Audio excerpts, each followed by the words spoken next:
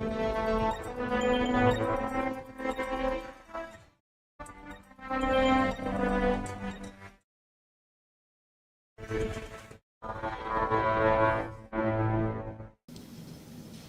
everybody, welcome in. It's Friday. It is the 12th of May 2023. My name is Carrie Holzman.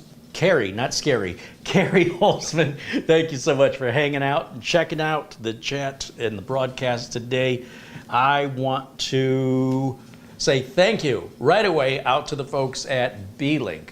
They've been wonderful to work with. They have a variety of products to choose from in the mini PC category, and they have been nothing but a pleasure to work with, and I thank them for sending this unit for review today. They send their units for review for free. In exchange, I make a video. We don't have any contracts. There's no non-disclosure agreements. I am free to speak my mind, and they, unlike other manufacturers, who I'm not going to name, and I'm not out of the mini PC category. I haven't had any problems. Don't put your mind there. But there are some manufacturers of PC products that don't want to hear anything other than glowing praise, or they'll never send you anything again. Now, overall, if I think a product is going to be junk, I'm just going to decline the offer to send the product. But for full disclosure, I want you to know that I have not paid for this product, but I am also not getting paid to review it, and I'm under no contractual obligation to even do the review. I'm doing it because I want to, because I want to introduce you to this product. And this new sort of mini PC category has really taken off, and there's all kinds of manufacturers I've never heard of before, mostly coming out of China, some coming out of Taiwan, that are extraordinary value, in my opinion, as a professional PC technician, for what you get for the money. Now, I realize there's some of you out there that want a project box. And I'm going to tell you right now, I don't do those videos because I'm not interested. I don't care. I run a computer repair business, as I have for the last, well, I've been in the industry since 1991 professionally. In fact, who knows, maybe retirement is soon, I don't know. But I will tell you that I don't have time. And I don't deal with customers that want to goof around and overclock, and those folks can build their own machines. And what I'm trying to put here on YouTube on my channel is to fulfill the questions and the concerns that the average computer owner has based on my interactions with computer owners over the last 3 plus decades. And I will tell you though, there's no shortage of that kind of information that you can find if you're interested in that. In fact, like I'm not going to do any gaming on this because it's already been done. And if you're interested in what kind of frame rates you can get out of this little mini gaming PC, I haven't introduced it, have I? It's the SER5 Pro. This is an AMD Ryzen 7 5800H. Now I know what you're thinking, isn't there a 7000 series and wasn't there a 6000 series? How old is this? Right now, if you go to Amazon, you can buy multiple generations of AMD Ryzen and Intel CPUs. You can buy still selling 10th gen, 11th gen, 12th gen, and 13th gen CPUs. We're living in a unique time where that's happening. And so yes, this is a brand new model featuring the 5800. Now the SER4, I believe, was a 4800. And of course, from model to model, you can expect about a 10% increase. And for those of you interested in overclocking it, don't. It's not an overclockable computer. The manufacturers, they have research and development teams who work tirelessly under variable environmental conditions, as well as different memory and voltage timings and CPU voltage and timings, to get the fastest speed out of their design that is also reliable. So if you want to kind of take a shortcut and not go through the actual process of evaluating it scientifically, and you just want to, because you're never happy, so you got to have more, you're not really going to get much out of this if you're trying to, say, overclock the RAM. The RAM's going to hit 3200, that's all, it's as far as it's going to go. In a way, it's kind of saving you from yourself. If you want a faster computer, come back here in 12 months and I'll have the new version out. Or buy the 6000 series or buy the 7000 series. Just spend a little bit more money and you can have a little bit more. It bothers me when I see other reviewers comparing models and they're saying, well, this one has this processor and it has this benchmark score compared to this one, which has this benchmark score, but rarely do they ever show you the price. I'm gonna give you a little Uncle Kerry tip, okay? This is really easy. The manufacturer wants to give you as much bang for the buck as possible without having a machine that's unreliable, that's gonna overheat and shut down.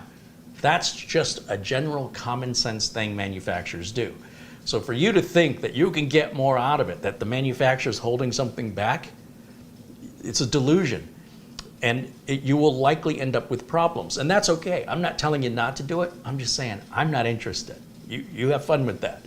But for the rest of us, you can take these PCs out of the box, plug them in. They are plug and play ready. You do not need to do all the stuff you see these other YouTube enthusiasts doing, which is just tinkering and toying because they enjoy that, right? It's not because they have to.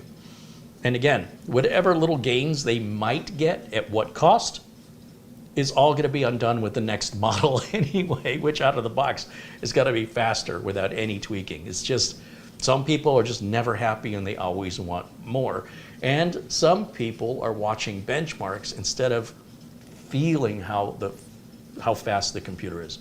As a real world working computer technician, computer performance is 100% based on how it feels to the customer. It has nothing to do with benchmarks. Well, I should say nothing to do with synthetic benchmarks from software. It has to do with the customer's feeling. Does it feel slow? Does it feel like it's lagging? Is there a latency? Does it feel like it's not responding like it used to or what you're accustomed to? That's what we chase, that's what we fix, that's what we get paid to do, and that's what drives an entire industry of IT. Now, that being said, which again, just as I'm not interested, you may not be interested. If you want those kind of details, let me point you to a fantastic YouTube channel that has done an amazing review getting into that technical minutia. So if you want the technical minutia, an excellent channel to check out for this PC is right here. Let me share it on the screen for you. And don't go there now. Wait till I'm done. Let me put it on the screen. This guy right here, his name is Phil. I think he's in Australia. And he has got a fantastic review of the same machine I'm going to review. But I'm not going to redo what Phil's done. What point would that be? Just to have a different face and a different voice, spout the exact same information? I can assure you, if I run the same test that Phil ran, I'm going to get the same results Phil got. So what's the point? So if you want, I strongly recommend that you watch both reviews so that you have a full sort of, Phil's providing a type of review and I'm providing another type. So you're getting both sides of the coin if you watch both videos. And that way I can show things that Phil hasn't done. And Phil's doing gaming on it, which I'm not going to do. And if you're wanting to use this as a gaming PC, and why not? Because it is sold as a mini gaming PC. Phil can give you an idea of what to expect with regards to performance of certain types of games. So it's called Phil's Computer Lab. Subscribe to him. He's fantastic. I can't speak highly enough about him. You'll see here, I've given him a thumbs up. I hope you will too. And his review is only it's under 11 minutes long. My review is going to go at least 2 hours. So we're going to do something completely different. And this is all live, unscripted. Nothing's rehearsed. We have no idea what's going to happen. All right. So I just wanted to get that out of the way. Now today's computer is the SER5 Pro from Beelink. You'll see I'm at b-link.com is their website. And the link is in the video description below this video for both buying the system from Beelink and information about the system direct from Beelink, as well as a link to Amazon. If you prefer to buy from Amazon, if you're in the USA, for example, you want that 30-day money-back guarantee, no hassle returns. For peace of mind, I'll leave that up to you which option you want to use. If we scroll down through here, we'll look at the specifications. It's an AMD Ryzen 7 5800H. It's DDR4, not DDR5. It's an M2 SSD, NVMe 2280 standard NVMe storage, and Wi-Fi 6. Did I finish my earlier thought about if you spend more money, you're going to get more? I know I was heading that direction, and now thinking about it, I'm thinking I didn't finish what I was saying. The heads up from Uncle Kerry is if you're going to spend less, you're going to get less, and manufacturers are not holding back. They're giving you everything they can for that particular price point. So, that being said, let me just keep scrolling down through the website. Let's see what Beelink says about this. It says it will run a maximum 4.4 gigahertz processor frequency. It'll hold a maximum 64 gigs, and of course that's because DDR4 DIMM, SO-DIMM memory, the largest you can buy is 32. And since there's 2 sockets, then you can only have 64 because the industry doesn't make anything bigger.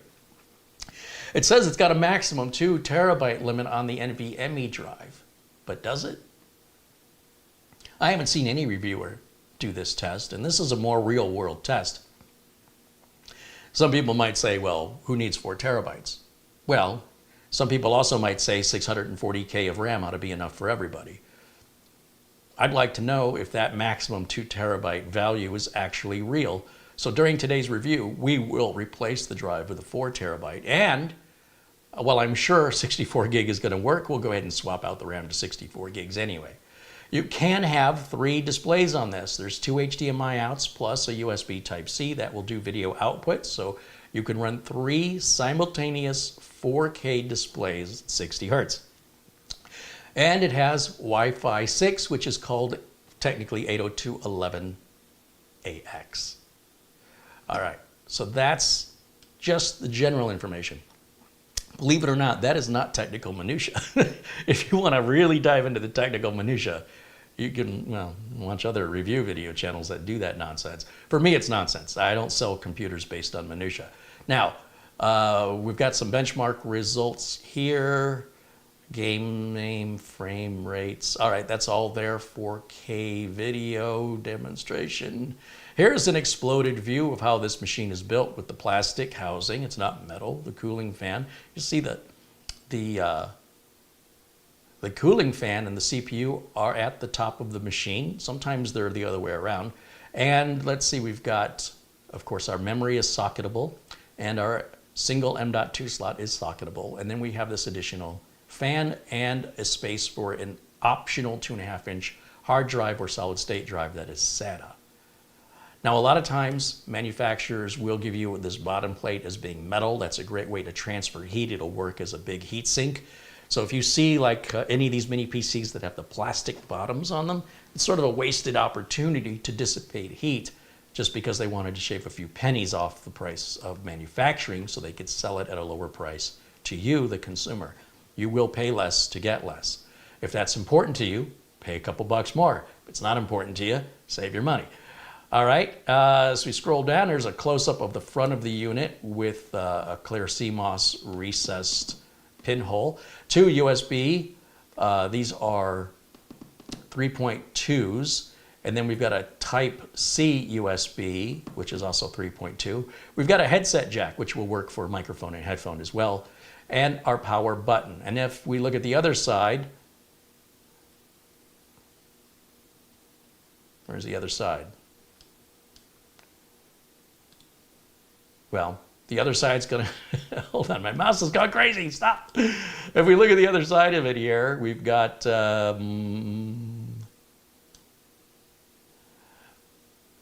like it's showing us everything on the other side written down specs-wise, but I don't see the picture.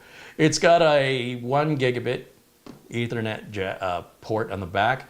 We've got 3 more USB ports in the back. They're USB 3.2s. Of course, that's where we're going to plug our power. The barrel connector goes in there. And we have a USB 2.0, which is great to plug your keyboard or mouse into. And then we've got our 2 HDMI ports in the back. Wi-Fi is, as mentioned, Wi-Fi 6 certified, and it's Bluetooth 5.2, all built in, included with the box. some close-ups. You gotta love when marketers don't show you any cables.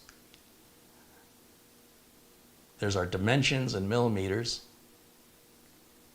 And that covers it there. Now, I also want to mention that the folks over at Beelink have their own YouTube channel, and it might be worth checking that out because they have their own professional done, you know, I mean, look at the 3D rendering and stuff they got going on there. So be sure and subscribe to the Beelink YouTube channel if you want the latest and greatest information of the upcoming models and exploded views and information based from the manufacturer about their product, not from a product reviewer, right? This is the daddy of the product, and I think the daddy knows it better than anybody. And right there at Beelink, they only have 4,300 subscribers. Run over there and give them a subscribe if you want to keep up with the latest and greatest directly from the manufacturer. Okay, let me get back over to camera 1 here and we can start today's review. But first I want to shout out and say thank you. It looks like a couple of contributions have come in while I was talking, so let me rewind this a little bit. Dwayne Blackwelder has been a member now for 6 months as of yesterday. Right on. Dwayne, thank you so much for continuing your membership. I appreciate you, my friend. Let's keep scrolling, keep scrolling, keep scrolling, keep scrolling. I'm missing a lot here in the chat. Colin Hunt contributes £5. Cheers, Colin. Thank you. Let's see what else. Ben Laird saying hello from Scotland. Welcome, welcome. Nick Poverman says hello. Rob Gurley says hello. Politically Incorrect says hello. Thomas Backenstow says hi, camera girl. No camera girl today. It's just me. I'm going to be the camera girl today. So hi. All right. That sounded weird, didn't it? Let's keep scrolling, scrolling. Oh, there's our friend Peter Laycock, or as we call him, Buster. Buster sends a 10-pound contribution via Super Chat. He says, good evening, Carrie and Marlena and everyone in the chat. All the best from Scotland. Cheers, my friend. I hope you're doing well. Always good to see you. There's our friend Mortant and Luke Greenia joining us in the chat. Ron Barnish and Patrick Russo. You guys rock. Here's Mark Gaines joining us. Always good to see Mark Gaines, Garfield Rupe, Thomas MacT, and Josh Kinder. Nick Poverman contributes $5 via Super Chat. He says, Carrie, your link to Beelink is giving a 404 error, and there's no link to Amazon in the show notes either. Oh, that's interesting. Let me go and take a look at that right quick. Let's see. Where's my video? Where is my video? It's over here. And let me go to my stream settings. And let's take a quick look-see. Beelink, yeah, I see. Let me try this Beelink link. And it looks like I failed to copy and paste the product link to Amazon, or I pasted it and I didn't save it. Let me just see what happens with when I copy and paste that. Didn't copy. Bear with me here. We are live. I just want to get an opportunity to verify things. I want to see what you're seeing, and I appreciate you bringing it to my attention. Yeah, I see the 404 all right. Let me do this. Let's go back to Beelink. I can make the link right now. I'm going to go to beelink.com. At the very top of the page, I'm going to click on Mini PC. And then at the top of that page, or just a couple inches below the top, they've got the product models. I'm going to click on the SER family. And then we'll click on Learn More.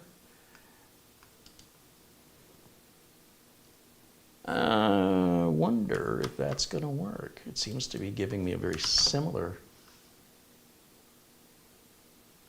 Well, let me make that small change and you guys can tell me if it works for you. Let's do that. So I'm going to start with Beelink here. Just like that. So I've updated the show notes right now. If you refresh the show description, let me know if that Beelink link works. If that is somehow proprietary to cookies, then I will just change it to b-link.com, and then you'll be able to just click on the links to get you into the individual products. Not sure if I made a mistake or if it's just going to be cookie based. So do let me know. Thank you for bringing it to my attention, and I'll add the Amazon link here shortly.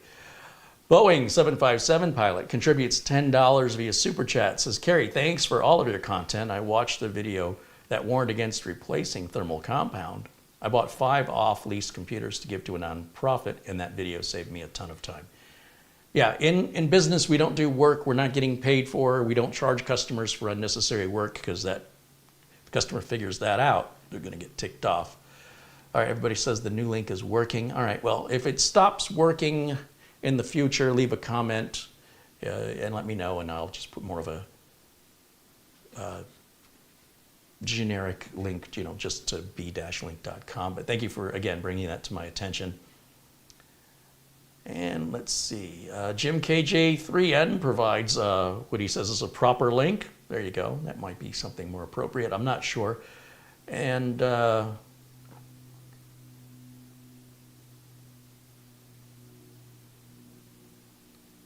Bradley Morris has now been a member for 12 months. That is awesome.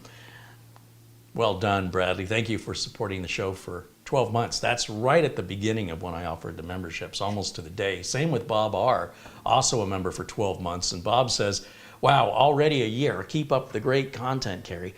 Well, thanks to these supporters, I can, right? Because the contributions of their memberships joining this channel, it's covering these massive expenses it takes. For example, when I go to try to upgrade the SSD, this is actually a really good value, but it's still $200 for this 4 terabyte Team Group SSD. And it's about $100 for 64 gigs of DDR4, also from Team. And that's all in my Deals Now page over at Amazon.com. Scroll through the video description, you should see a link for my Amazon.com store. And I have a store called Deals Now, and those are both in the Deals Now page. $200, Gen 3, 4 terabytes, screaming deal. But these products were not sent to me for free. I had to pay for them, and that money, more often than not, comes from the memberships and from contributions like the Super Chats that you're seeing that's making it possible for me to make the content. So it's a nice little circle we got going on here, right? Without you, I can't do this. And there's no sense of me doing this if nobody's watching it. So thank you guys so much for supporting what I do. And let's take a look here. Drone Shots wants to know where I got this tablet holder. That's from Amazon. Almost universally, wherever you ask me where I got something, 90% of the time the answer is going to be Amazon. Let's see. Thomas MacT said, I'd be at 12 months, but I lost you while you were in Michigan. YouTube's fault, not yours. Don't know if you can look up when I became a member. I'm on an automatic debit. Well, thank you, Thomas. I believe you. I certainly have seen you for sure for the last 12 months. And sorry that happened with YouTube, but you're going to get there. Just keep at it. And I appreciate your support. And I appreciate you tolerating YouTube too. John Williams wants to know, do I have any updates from yesterday's live stream? Well, needless to say, I did not have much left in the tank for me to keep toying with it. I did reach out to my contact at Beelink and explain the situation and asked them if they'd like me to return it or if they'd like to send me another one. And they said no need to return it. They said when you do change out the RAM, it can take quite a long time for the system to boot up. Now, clearly, they didn't watch the video because we waited a really long time, and I'm the one that harps on that. But, like I said, when you deal with support, when you're asking somebody for help, you humor them. Don't insult them. Don't get ticked off that they're asking you something you already did. You just answer their question politely. If they ask you to try something and you already did it, do it again. Don't give them your backstory.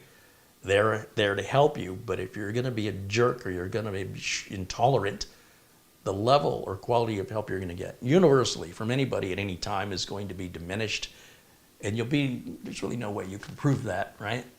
So of course they've been so kind to me, and things happen, and I don't know, maybe it was my fault, maybe I broke it, I don't know, that shouldn't have broken it, but they said they're going to send me another one, and they asked me if I had the the EQ12 Pro or just the EQ12? Well, I'll be darned if I can't figure out what the difference is. So I provided them a serial number and they still didn't know. And I said, look, all I want is what I had. If I had the Pro version, then send me the Pro. If I did. And they said, okay, take a picture of the back of the unit and we'll look it up. And so that's where we're at with that. And then they'll send me another one and I will redo the review all over again. It's live.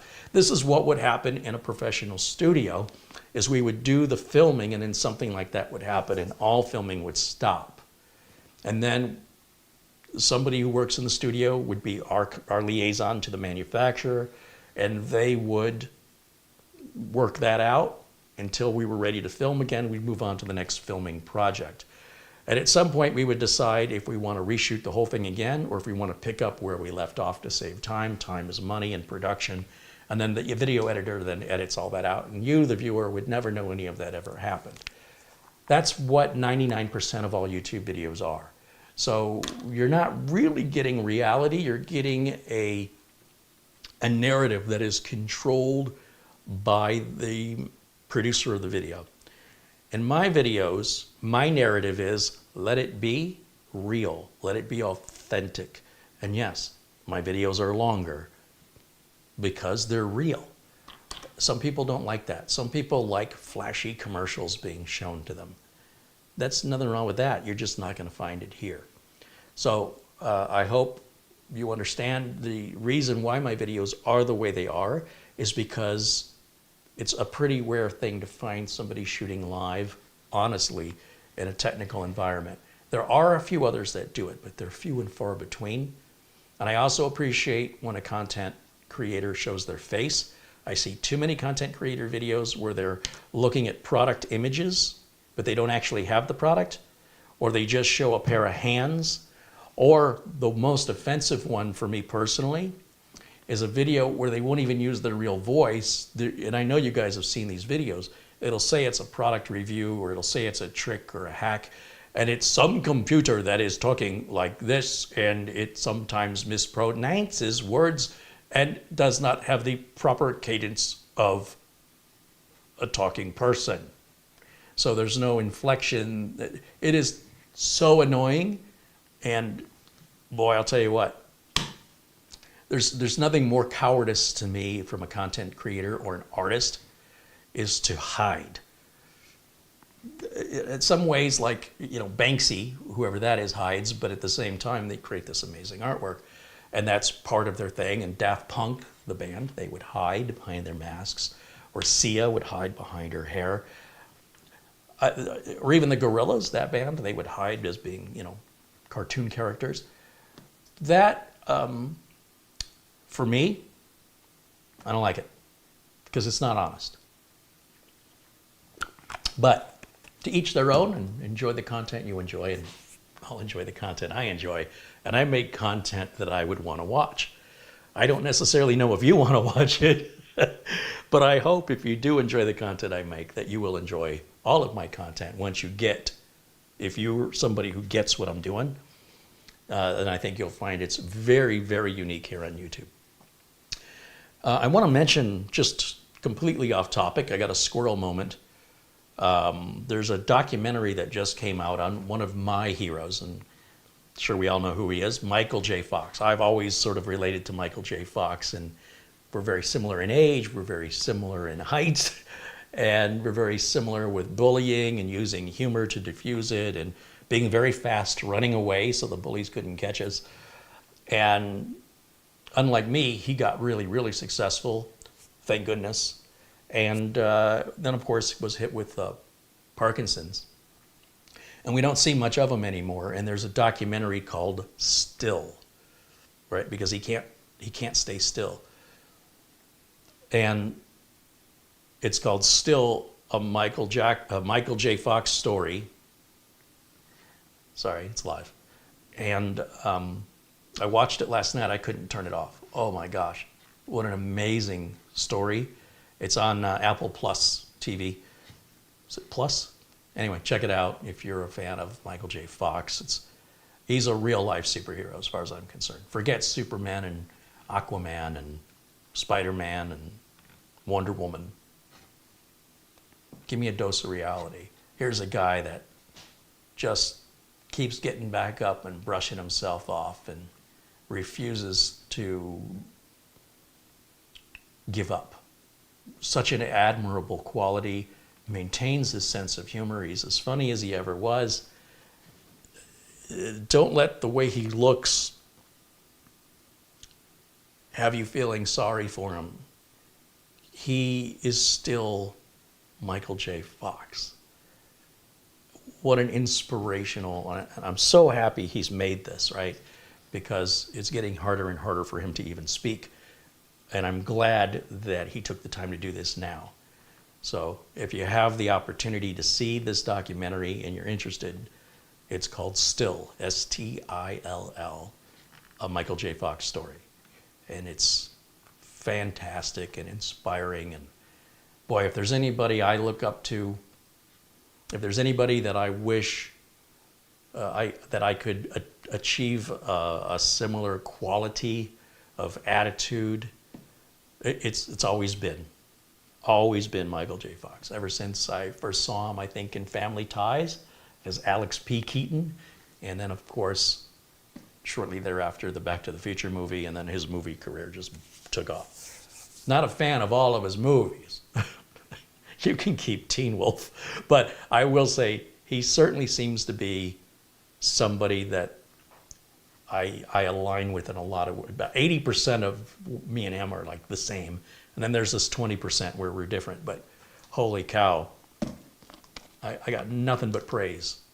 You never see any tabloid stories on him, you know, being abusive or driving drunk or any of the stuff you see big celebrities do. And I'm talking back in the day, of course, not now. And yeah, anyway, great movie. That's why I didn't have time to work on the EQ12. I needed to unwind, and that's how I unwind last night. Dom Long says, yes, but Michael J. Fox is rich and cool. Yeah. Yeah, rub it in, rub it in. He is.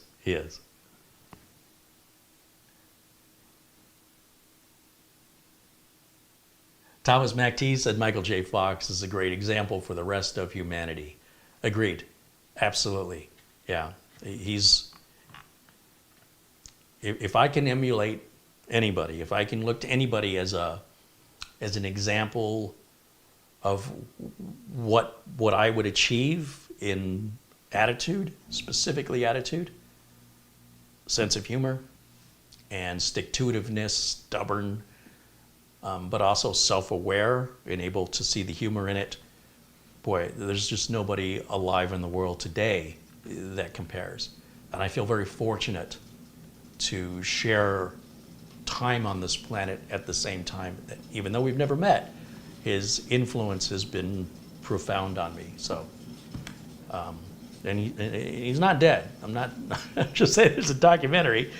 And if you've been a fan of him like I have since the 1980s, to see him in this condition is a little heartbreaking, but to see his attitude and to listen to him, it's heartwarming because he is still the same guy. I love it, absolutely love it. I have a feeling I'll be watching that one again, and I'm somebody that doesn't watch stuff more than once. In fact, probably the last movie I watched over and over and over again was Back to the Future, to be honest. Okay, so kind of trailed off there for a minute. Mr. Dobbs says Michael J. Fox is a Canadian. Well, not anymore. But yes, he's originally from Canada, as Howie Mandel and Jim Carrey and many other very talented folks here in Hollywood.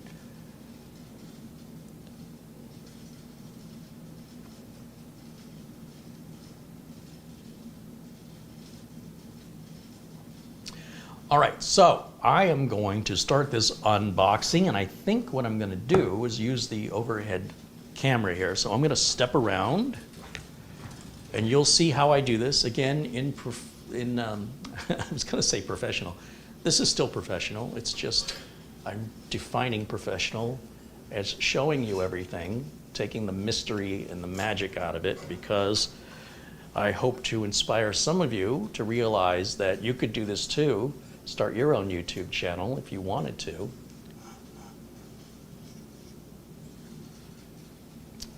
And if you're working by yourself like I am, it doesn't take a whole lot these days to get a nice, multiple angle, good picture camera view. And let me switch now over to this camera that I've just set up. We're going to call that our close-up camera. I'm going to turn that on, and I'm going to turn off camera 1. And there we are. Hey, I lined that up pretty good. Not bad for a guess. So here's the box that the SER5 Pro shows up in. We have a sticker here that identifies what's in the box, and then some specifications here on the bottom of the box. And it's a pretty small box.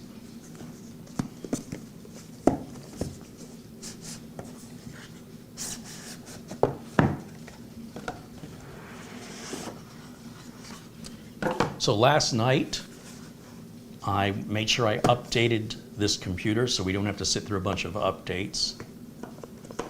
And once again, I was able to create a local account without problems.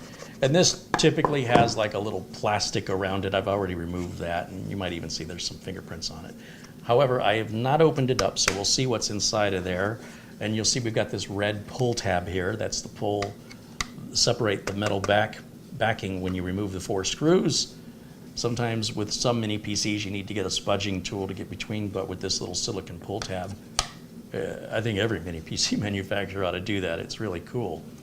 Here is the front of the unit. Here is the top.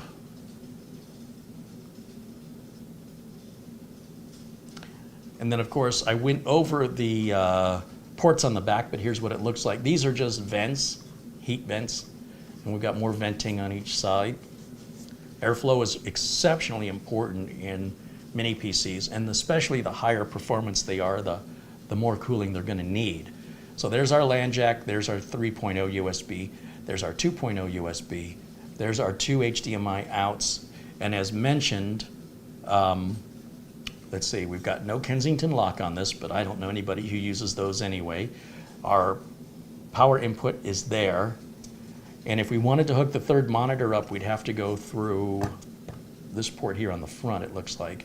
And then, of course, our 2 extra USB 3.2s, our reset CMOS button in there, which I don't know why that's there. I don't think anybody would ever need that. And then power button. And that's the whole unit, just like that. In the accompanying box right here, we've got a power cable, which is a Mickey Mouse style plug. We've got a power adapter here, which is, again, I don't like it when the manufacturers don't put their name on it, so I'll get a label maker and I'll put like, Beelink SER5 Pro on it or something. Because, well, I see a lot of customers, they'll plug in an adapter that's laying around and they're like, well, it fits, so that must be the right adapter. It does not, nor has it ever worked that way, and it's a great way to fry your equipment. So if those two items get separated, it could be hard to know for sure that this is the right power adapter for it. So I would take the time to label it, or I would use a silver Sharpie marker, and I would write Beelink SER5. This is a wall mount plate, or a plate for mounting the mini PC behind your monitor, so it won't take up any room on your desk. We've got a regular HDMI cable here, and then we have an ultra short first day with the new lips. This is an ultra short HDMI cable, and that's for, let's say you mount this behind your monitor and you need to go out of the HDMI out into the back of your monitor. You only need to go about a few inches. So if you used a longer cable like this, then the cable would just be hanging and it would look sloppy. So that's there to just keep the aesthetic nice and clean if you're going to mount it in that way. And then we've got some screws here, and it appears the screws are for 2 things. One will be that VESA mount, or this mount right here. Those are the silver screws, and then the black screws are to secure a 2.5-inch drive, SATA hard drive or solid state drive inside of the unit if you want to expand the storage. So you can have both an NVMe M.2 as well as a traditional SATA drive. Okay, and I didn't see any SATA cable in here, so that suggests to me that that there's probably a SATA adapter in there. You just slide the drive into it. Now, if we want to take a quick look, while I've got the overhead camera up and running, we can look at the inside of it here. I just tapped my keyboard and switched to the different camera. Let me switch it back. Alan Lindos contributes $7.77. Says, hello, Carrie. Chat, another late fee again. I'm becoming very consistent on fees. Did I miss the outcome from yesterday's Beelink issues? No, the outcome won't be for a few days. Probably at the end of next week at the earliest. All right, so let's go ahead and just remove these 4 screws. I'm going to show you how easily this thing is to take apart. I like that I don't have to remove any rubber feet. There's holes in the rubber feet. I also like that the rubber foot is that long. And we just have a screw in each corner. And I recommend that before you take the back off of anything, pay attention to the way it's oriented, so it'll be easier for you to figure out how it goes back on. I've seen people get frustrated trying to put something back on backwards because they weren't paying enough attention when they took it apart. Who are those people? Me, primarily. All right, so if we notice all the writing facing this way, this pull tab, the pull tab is towards the back of the unit. So if I put this back on with the pull tab at the front of the unit, I'm probably going to struggle. All right, so learn from my mistake. Okay, so this is the opposite end of that silicon pull tab here. That's all that is. And we got some kind of piece of foam right here. What's that going to? That is going to, apparently it's going to sit on top of, if you put a drive in here. This is your 2.5-inch drive caddy, and yeah, I can see that it's already pre-cabled. So all you have to do is slide a drive in there. And interestingly, I don't see any holes to secure the drive, but maybe you just don't need to secure it because there's nowhere for it to go. That's going to be my guess, but then what are the screws for? Let me grab a 2.5-inch drive just to kind of picture this better in my mind. I'll just step out into the other room here for a minute and go to my parts shelf. Here's a standard 2.5-inch SSD SATA, and we can just grab one of these like this. This is a Samsung 870 EVO 2 terabyte, and just slide it.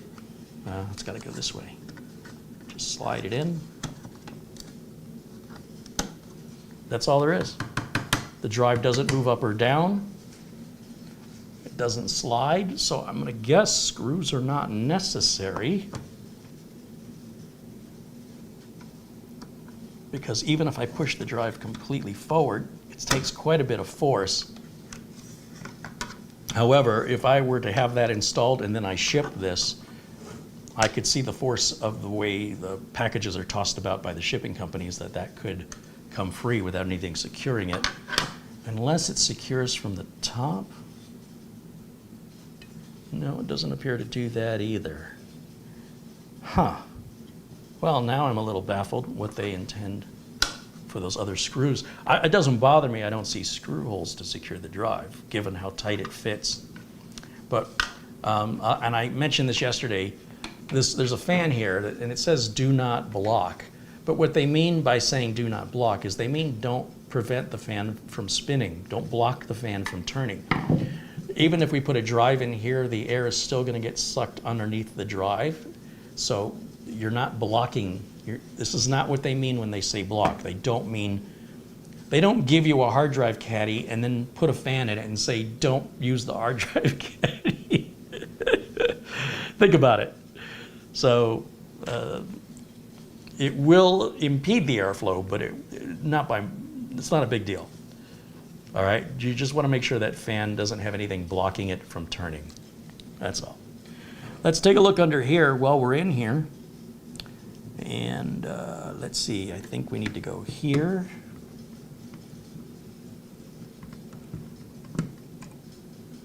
There's one screw. And we have this one in the middle. There's going to be 3 screws we have to remove to take this out, as we've learned from yesterday's video and also previous other Beelinks that follow this same design format. So they're opposite corners. I have to get in this corner right here.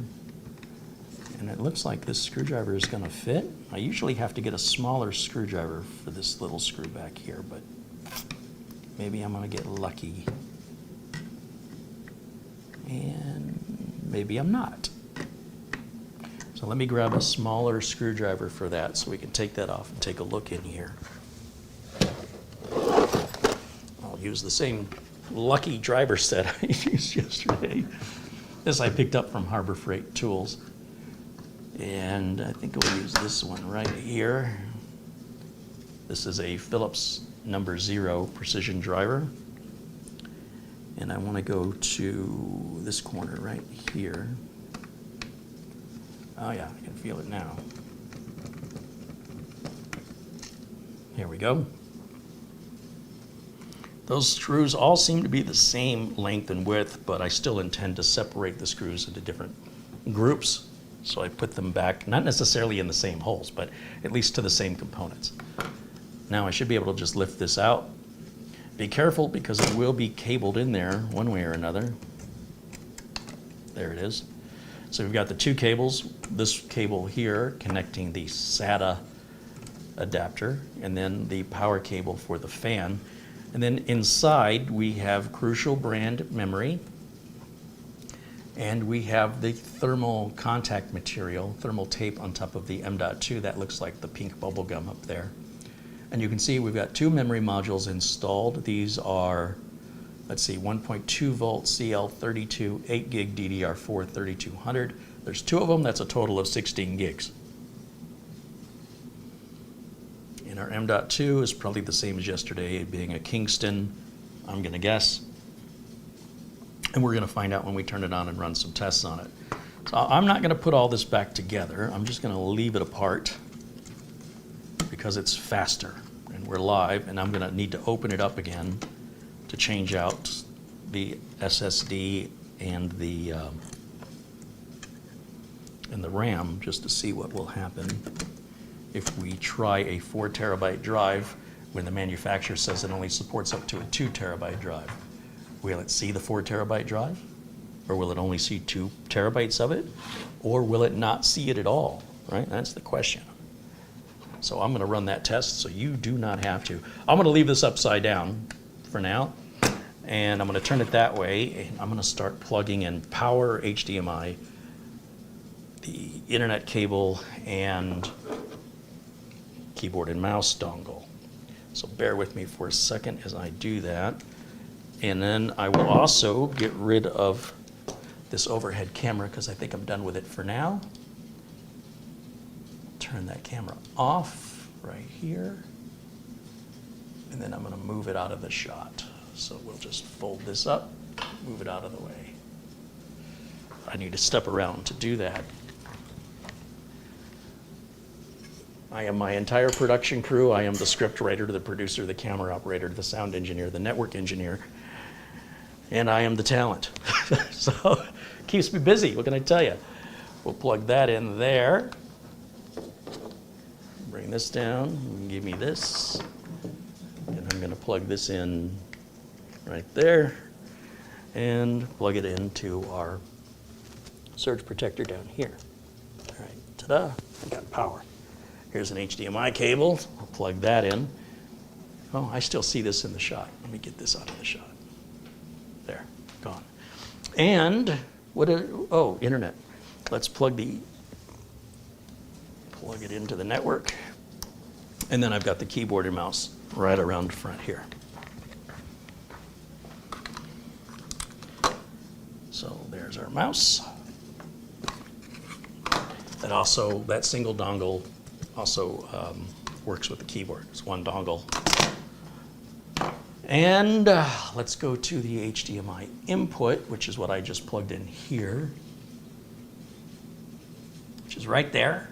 And then I'm going to take myself and I'm going to put myself in a corner so we can see both me and the system output.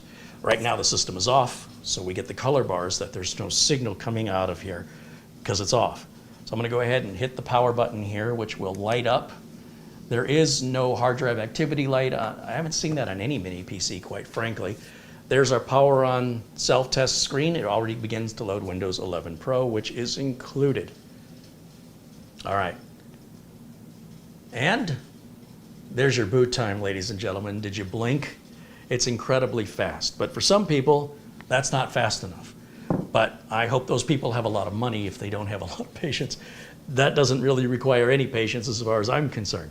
And that's why I don't pursue any of that. It's just complete, the amount of returns you get on trying to make this any faster is, even if you're successful, minuscule. So if it's not quite enough power that you need, don't buy this model, buy a model higher. But if the model higher costs too much money, then just wait it out a bit, and the higher model will eventually become the lower model and will be replaced with a newer model. And this will happen consistently year after year after year, likely for the rest of your life. So I hope you buy the right thing that you'll be able to maintain or will be able to satisfy your needs the first time, right? Instead of having to replace it every couple of years. So if you can afford to replace it every couple of years, you could probably afford to just get the better one and not have to replace it. And in the long run, that'll cost you less money. All right, so let's take a look at the desktop and our specifics.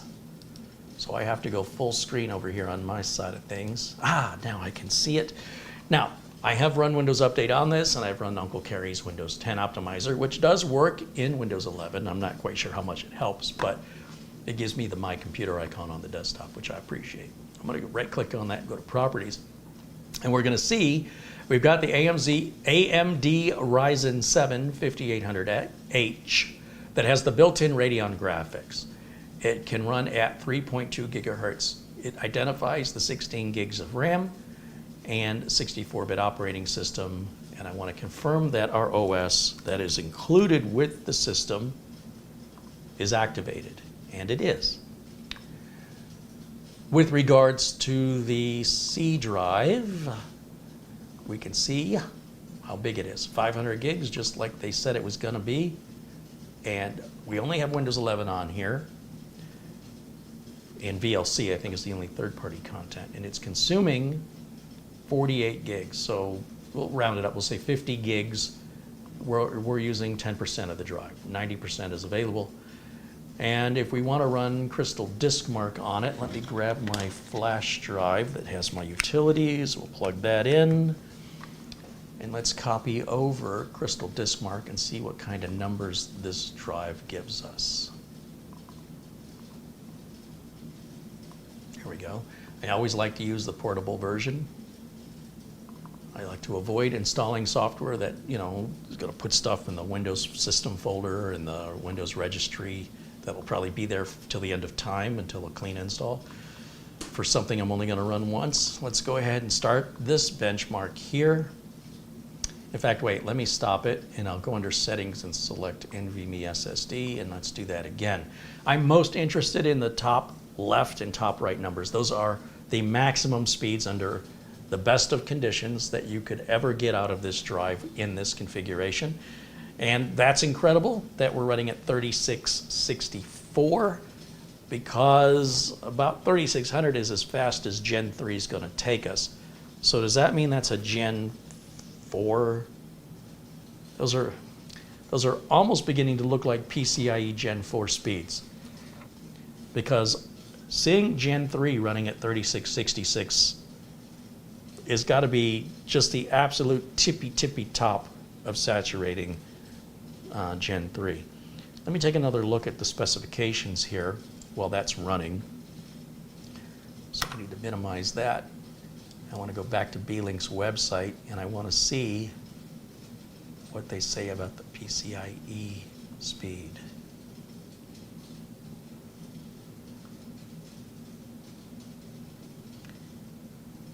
I don't see anything about it. I'm pretty sure It says it uses a Kingston or an Intel SSD. And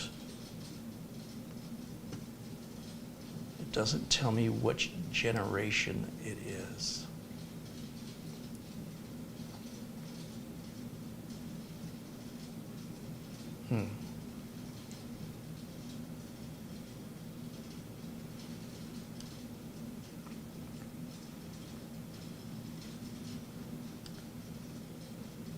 Well, there's other ways for us to find out.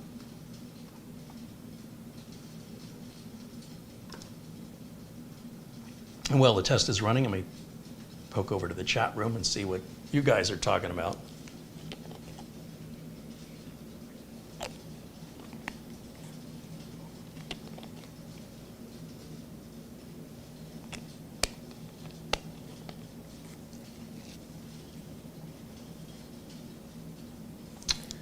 Wintermute says the CPU supports only PCIe Gen 3. All right, well, I appreciate that. But Paul McIntosh says that the CPU is capable of Gen 4. Who's right? Two people in the chat say two opposite things. Steve Mercure says that looks like a lot of computer for not a lot of money. That's the point, right? It's not the best computer money can buy, but it may be the best computer you can buy for the money, right? It just kind of depends on you as an individual. Most end users are never going to go into a BIOS. First of all, I just want to get that out of the way. Most end users are never going to upgrade this. However, most end users are not watching my videos, which is unfortunate for me. So I'm getting a lot of unusual questions that are coming from the technical elite, the people who are the hobbyists, the people who are the tinkerers, who my videos weren't intended for. Not that you're not welcome here. It's just you guys sometimes hit me with questions that I don't participate in those kind of videos. But I do appreciate you're here. And Paul McIntosh says all the 5800s are Gen 4 capable and it's up to the chipset. All right, let's take a look here at, where's my OBS at? Okay, so on our write speeds, yeah, okay, well, it looks like a Gen 3 write speed. We're at just under 2,000 megabytes per second on a sequential write. 3666 is our sequential reads. And I have to say, that is better than I expected at this price point. Remember, this chip is 2 generations behind. So obviously it's gonna cost less, and it's not fair to compare it to the latest generation of Ryzen, because obviously the latest generation is going to be faster, duh, and it's gonna cost more, duh. People are shocked. Wait, are you telling me the newer one is faster than the previous one? And are you telling me that that will cost more? Yes, yes, that is a given that should be assumed for anything, any new product, anytime compared to the old product. In general, things get more expensive, things get more efficient, things get faster, things get more upgradable. The limits or boundaries typically start to grow and expand. So, William Lynn says the site that AMD says the Ryzen 7 5800H can only support Generation 3 PCIe. So we can take a look, maybe Crystal Disk Info will tell us which mode we're in. So let me switch back over full screen for me. And yeah, there's our final Crystal Disk Mark numbers. Let me go over to my yellow folder down here, and I've left my flash drive in there so I can easily access the Crystal Disk Info program. And we're going to go under PC testing software. And again, the portable version of Crystal Disk Info is what I want. We can bring CPU-Z over as well if we want to get more details about the hardware inside. So, Crystal Disk Info. Let's see what you have to say. Do we have the Kingston drive? It says we've got a CT500P3 PSSD8. Okay. Transfer mode is PCIe 3.0 by 4. So, oh, wait a minute. It shows PCIe 4.0 by 4 as well. Okay, well, we can study data all day long, but it's a far cry from reality. Reality can pretty much answer these kind of questions in a fraction of the time it takes to research it and then wonder which research is telling you the truth or which research is out of date or which research is just plain wrong. So it's pretty simple to change out an SSD. I'll do that so you don't have to. And we'll find out if this is Gen 4 capable. So let me go to the other room and pull out a Gen 4 drive. I know I've got one here somewhere. Gen 4. Gen 4. Come on, Carrie. I know you're going to have a Gen 4 somewhere in inventory. Well, I used my Gen 4 Samsung 980, didn't I? So I don't have a replacement for that. Shame on me. Wait a minute. Wait a minute. What is this? Is this Gen 3 or Gen 4? I don't know. The box doesn't tell me. I've got an SK Hynix brand new in the box.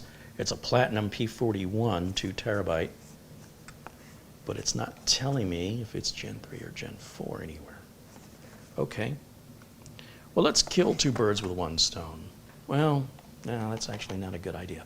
I've got a Western Digital 4 terabyte Gen 4 drive. But if it doesn't work, I won't know if it's not working because it's 4 terabyte or because it's Gen 4. So I think I'm going to have to try both.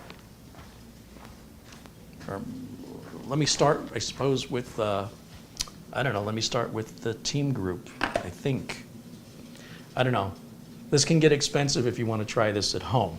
So let me do it for you so you won't have to, and this may help you decide if you want to buy one of these units or not. So first of all, I need to shut the computer off.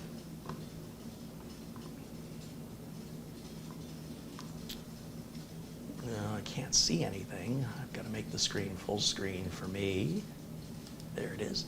And then I will go down here and I will click power and shut down. Okay. Then I can go back full screen on camera 1. Ta-da. All right. I'm done with my flash drive. Put that over there.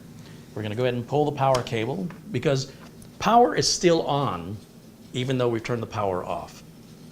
Because this has, for example, wake on LAN features, there has to be some power monitoring the command to turn on. I know I just said it was on, but it's in like a vampire state. There's no major power flowing through it. It's in a standby state. So that way it can monitor the wake on LAN command that can wake it up, and then that officially turns it on, brings the voltage into everything and boots up. I don't use wake on LAN. It's typically used in businesses for remote maintenance. But Beelink doesn't really go into too much detail on how to set it up, but they do say that if you email them, they have a document they'll send you that explains to you how to set it up on their units. I don't have any interest in that, so I'm going to just leave that there. And I'm going to go ahead and take out this drive here. We'll just set it aside. And before I go any further, I want to show you that the machine works with this out. There was some questions yesterday about, maybe the back has to be on, or maybe, and everybody's imagination's just imagining all these things with absolutely no precedence or foundation upon which to base their conclusion. They're just making wild imaginary guesses about something they have no knowledge about, which drives me crazy. I get you have an active imagination. I appreciate that. But based on what? Like where do you have an example of a PC, a mini PC that won't work? Where have you ever seen that in your life, a mini PC that won't work with the back on it? I challenge any of you watching to show me one that's built that way. So you can have imagination, and that's fine, but you're wasting a lot of time if that's how you're going to go about fixing things. Like if that's your way of diagnosing, you're going to be a while. All right, so I'm going to go ahead and turn this back on with the lid off, and I'm going to show you that it boots just fine, that there's no issues, that the fan is totally optional here. It doesn't care if that fan's plugged in or not. It'll work fine without it. It doesn't care if the back is on.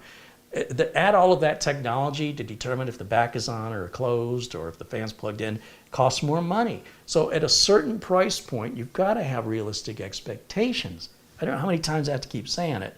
So it's a pretty simple machine, but at the same time,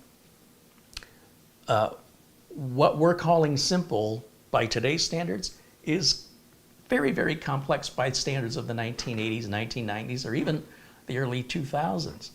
The technology evolves very, very quickly. So what would have been considered a very complex setup 20, 30 years ago or beyond is now considered a pretty simple setup. All right, so let me go back to full screen on camera 1 so you can see what I'm about to do.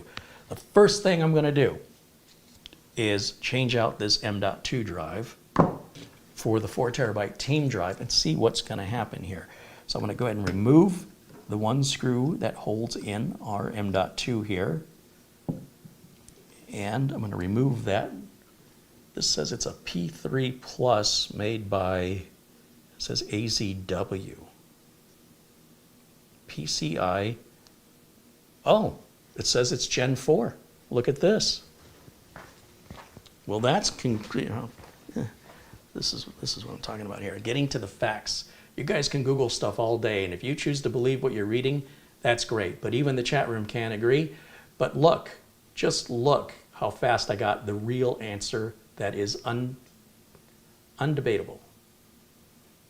It says right there, right under P3 Plus, it says PCIe speed times 4. If I can hold it still. It says Gen 4 times 4. All right. Now, if it's Gen 4, then that means a Gen 4 drive should work. So let's go to the big boy. Let's go to the Western Digital Black. This model is the SN850X. This is my favorite Gen 4 4 terabyte drive on the market. When I'm picking a drive for me to use, this is the one I pick. I'm not your average user, okay? I'm not telling you you should buy one. I'm just telling you what I'm using. You can do with that information whatever you want. I think price and performance, this is the best deal.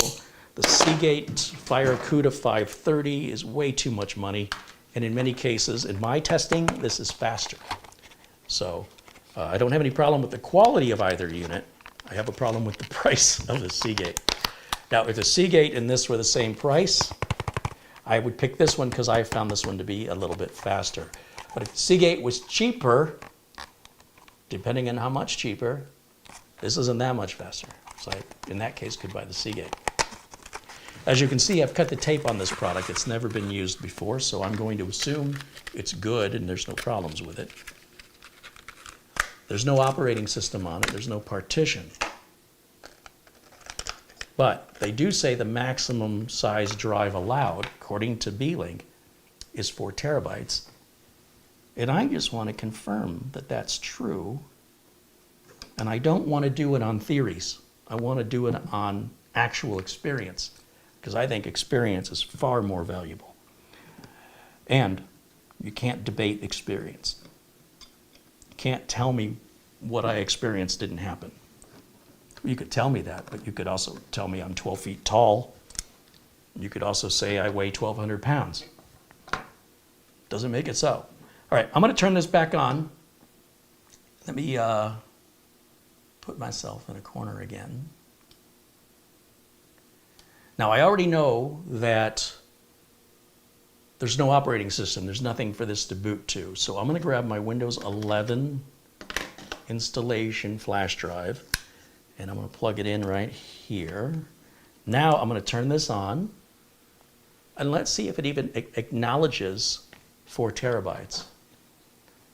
Will it not see any storage at all?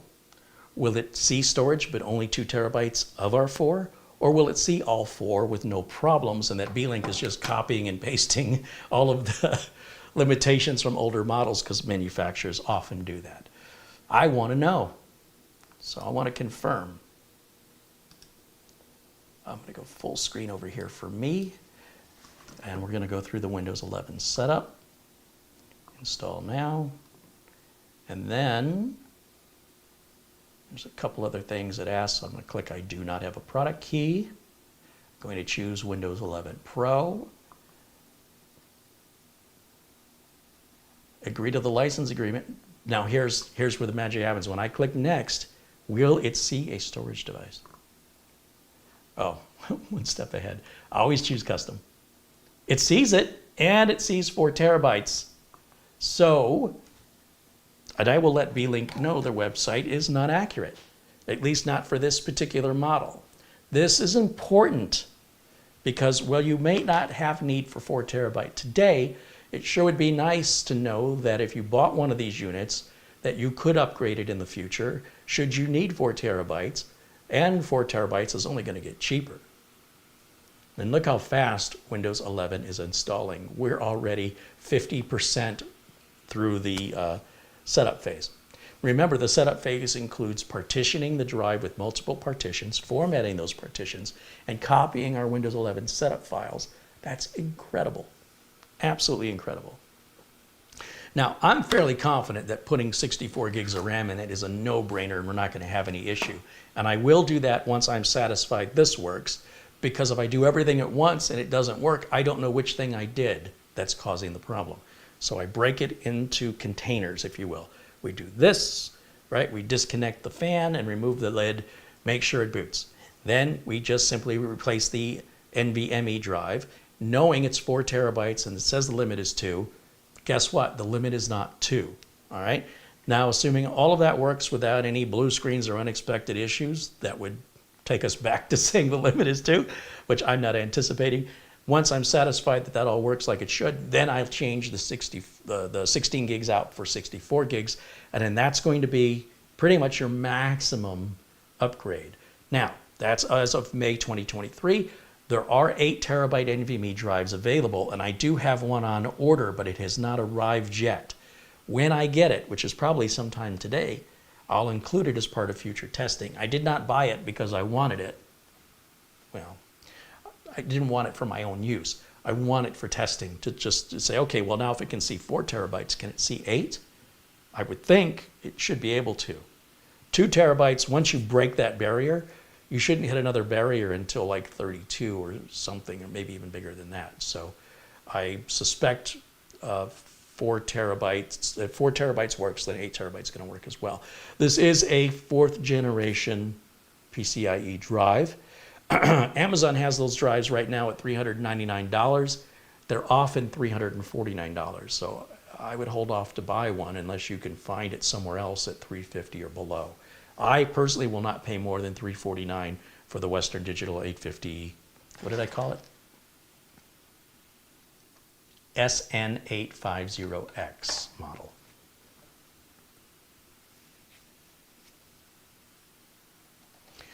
So let's take a look.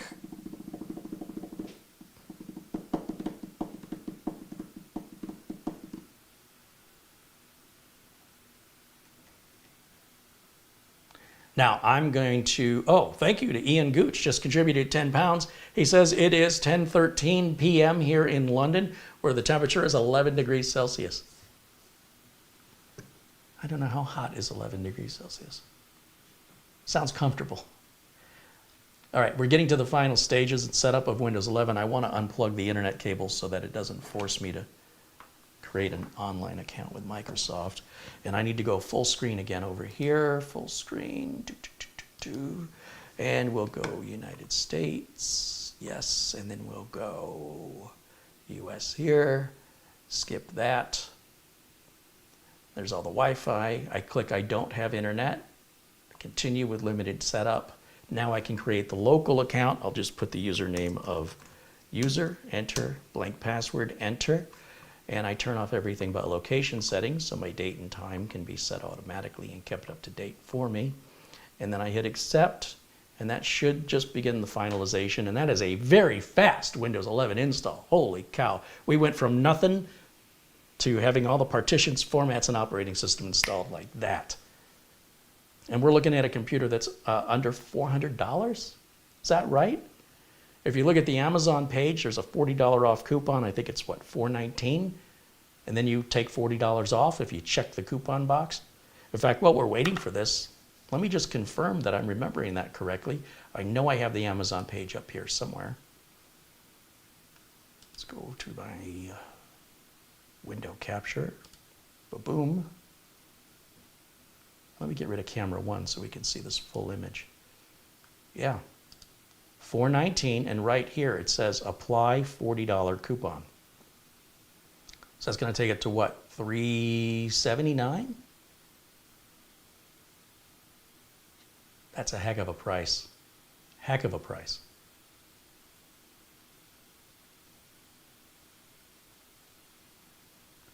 Also, feel free to look at the reviews, whether you go to Newegg or other websites where you buy your products from.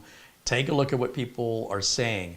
I always want to see some 1-star, 2-star, and 3-star reviews, or I would wonder if these reviews were all real or not.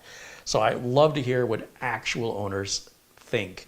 I also like to go to the 1-star to determine how crazy people are or if they have legitimate complaints. This person is complaining of lack of support, say only email support is, well, that's because they're in China. These people say Wi-Fi is useless. Wi-Fi 6 is a lie. It's actually slow. Intel AC 3165. I don't know, do we have a 3165? What are they talking about? Here's the other issue. When you read some of these reviews, you'll notice that the Amazon page covers 4 different models. And this is true of, there's 3 models here, right? There's a 4700U, the 5800H, and a 6600H. And we don't necessarily know which item they're reviewing because all the reviews fall together. Sometimes it'll specify right here, like this person's reviewing the 5800H. Let me go back to those 1-star reviews.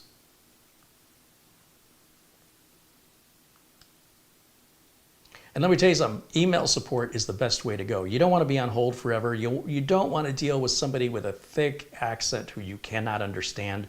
Email solves the waiting. You know, you'll get a response. You just have to wait, usually 24 hours. And the response is going to be written in English so that you don't have to worry about understanding them. So I'm all for email support. You know, when I talk to Beelink, I've never talked to them on the phone. So for somebody to ding them for that, boy, oh boy, I just love the public, let me tell you. So we're going to go back over to the ratings, and then I'm going to go back over to the 1-stars. You know, because sometimes the 1-stars make a point, and other times the 1-stars are just people with crazy expectations. So yeah, they're reviewing a different model here, and I just want to make you aware of this.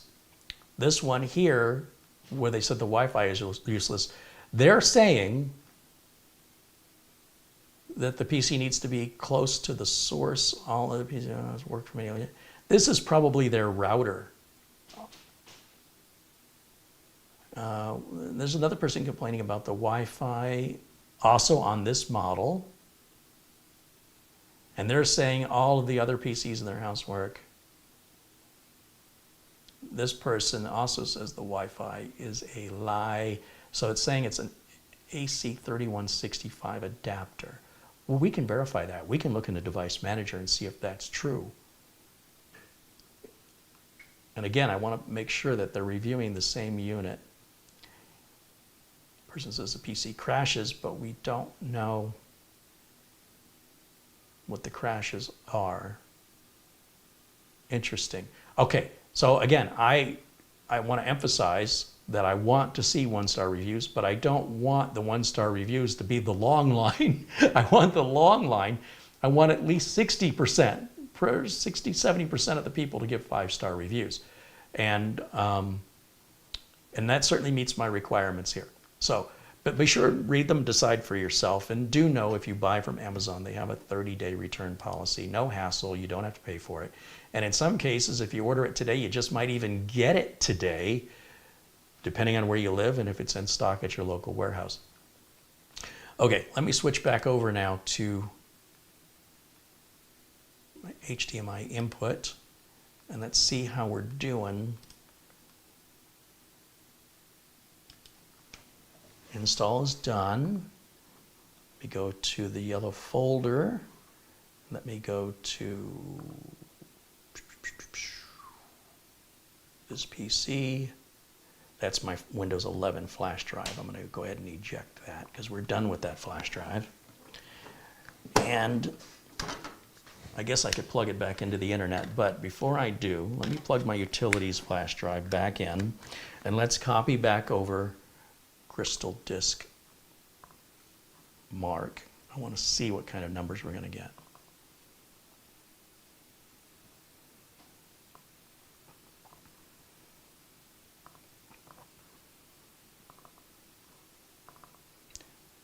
Now, if we hit numbers over 4,000, I guarantee that that motherboard is running in Gen 4 mode.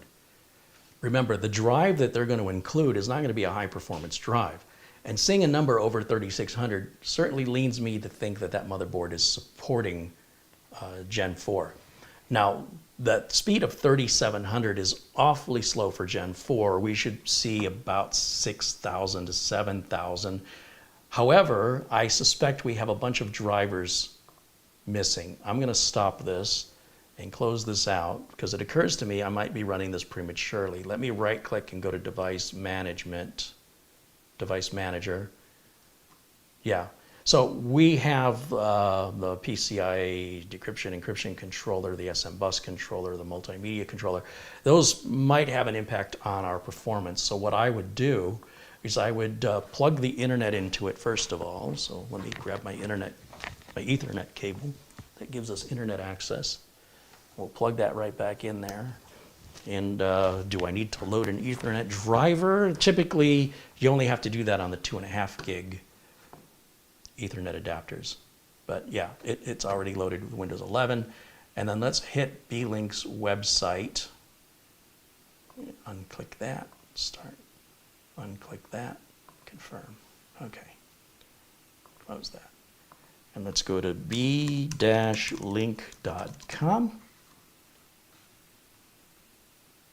And let's look up the SER5 Mini PC support. We'll go to support up here.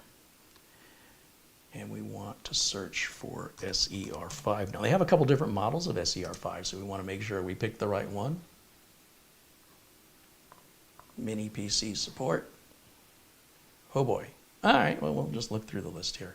SER5. It's in here somewhere. There's the 3 and the 4. There's the 8. That's an SEI 8. See, I told you they make a lot of mini PCs, all in different budget categories, performance categories, upgradability, and portability categories. So lots of different flavors to choose from to meet the individual's needs.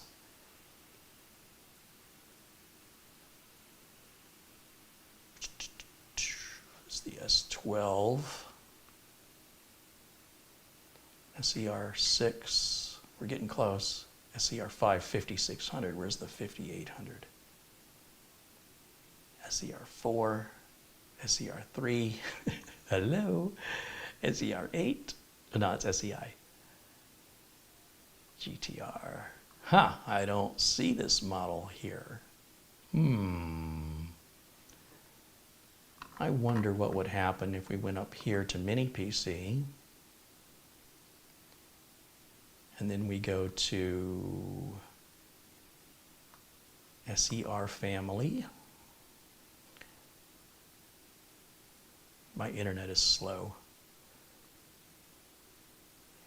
And SER Pro 5800H, that's us right there. Let's hit learn more.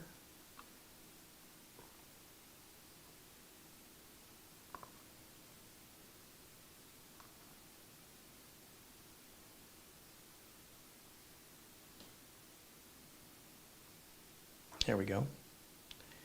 I wonder if there's a support section in here. My internet's killing me today. It doesn't look like it.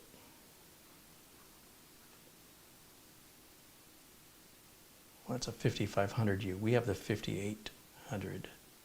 Let me go back.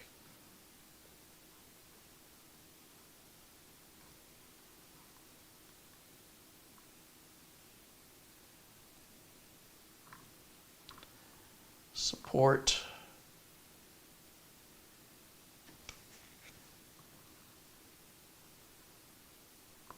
Drivers and downloads.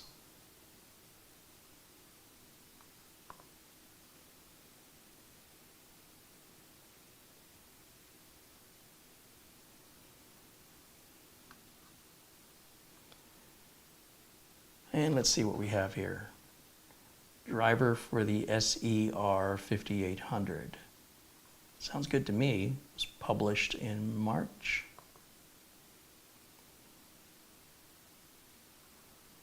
The SER6 Pro 7735H. We recently did a review on that one, didn't we? I can hit Control F and just type in SER5. It says 1 of 2 found. What's the next one? Oh, it's on the same line. So that's it on that page. And then there's 3 pages worth. So I think that's all I need. That's the driver file that should have all the drivers in one package. I really appreciate that. Oh, it looks like a video driver is being installed in the background through Windows Update right now. That's why the screen blanked out like that. Let me go back over to the chat while we're waiting for this to download and see what's on your mind. And, you know, just so we're not blocking the progress, let me go ahead and move myself down here instead. Okay, what am I missing in the chat? Marco says, greetings and salutations from a rainy North Italy. Hey, Marco, good to see you, my friend.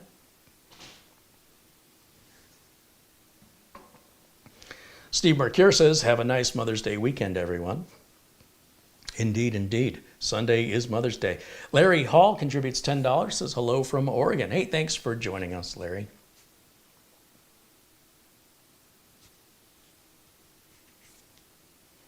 Joe Corrender says, good afternoon, Carrie and everyone in the chat. Sergio was telling us 10 degrees Celsius is 50 degrees Fahrenheit. Ooh, I would like that.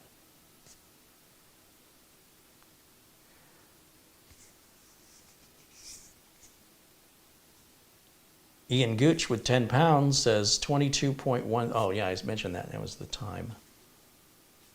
SueCool98 says, Carrie, I bought 4 Beelink Mini PCs. 2 are i5s, 1 for my cousin and 1 for a friend. 1 is just for using it for TV, and I have the i9. I love, love, love the Beelinks. Thanks, Sue. Thanks for sharing that with us. In fact, we should make sure that Sue is part of our Blue Man group here, because as I start to recognize your participation in the chat, and I see you've not been made blue, then I have verified that, in fact, you are a kind person, a nice person, and that you're a regular viewer. So mostly for myself, so I recognize you in the future, you'll see a lot of people whose names are in blue, and that's exactly how they got the blue. It was strictly through being a regular viewer, a regular participant in the chat. Let me just take a quick look here at where that comment was.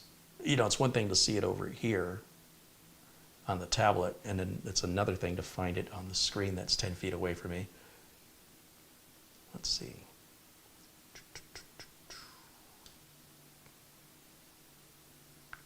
Yeah, if you have any experience with any brand of mini PC, I'd love to hear your thoughts, good or bad, and why. Like I said, that is a much better benchmark than any piece of software. It's just hearing what real people are saying from real experience with the products. What do they like about them? What do they not like about them? Let's take a look. Where did... Oh, there's Sue right there. Add Sue as a moderator. There. Now SueCool98 is blue. Welcome. All right, let me go back over to the chat. Wait a minute, is our download done already? Let me go full screen over here on HDMI input. Full screen. Looks like we're just about done. A few seconds left.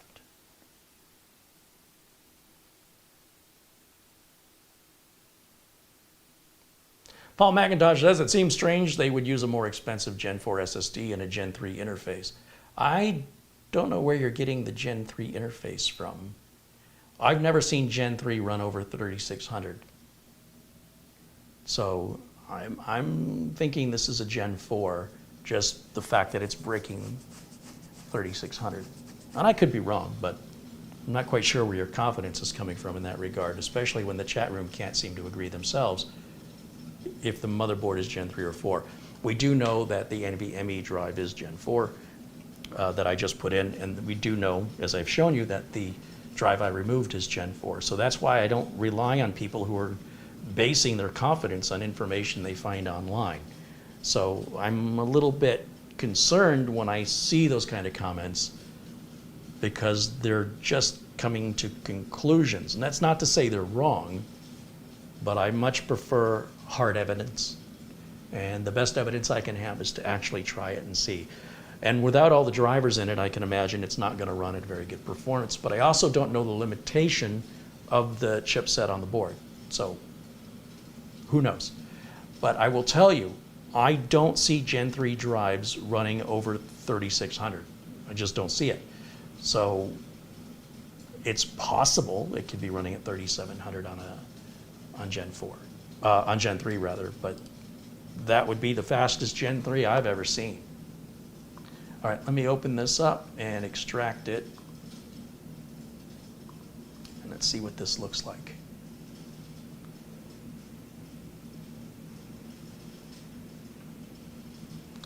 And again, when you're watching other review videos, are they covering this information? And furthermore, are they proving it? Or are we just pointing at things online and putting it on video?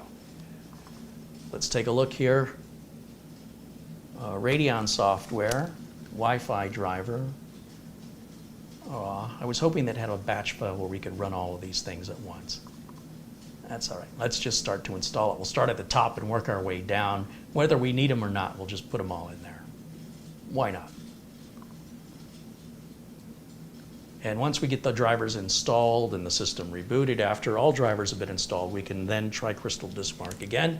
Maybe it'll read exactly the same, or maybe the reading will be completely different. Certainly, if we're going above 4,000 megabytes per second, we're definitely on a Gen 4 connector. So we're going to find out one way or the other. For better or for worse, we're going to get to the truth and stop with this mining of information that you are validating as accurate, current, and that you are not misinterpreting, which is all possible. In fact, pretty much every minute of every day is what I see online is people misunderstanding, miscomprehending, or getting false information that they cannot differentiate from real information. And I want to know. It doesn't mean they're wrong, but it also doesn't mean they're right just because they said so. So this is how we solve problems in Gen X. Right? We just do it, get her done, and let's find out what the actual experience is. All right, I'm going to hit install here, and it says it's going to be about 2.5 minutes for that to install. And I'm going to go back over to the chat and see what else is going on in there that'll ruffle my feathers. Nick Poverman said, my daughter decided she wanted a new computer for home. I showed her one of your reviews of a Beelink, and now she wants the Core i5 one. Cool, cool, cool.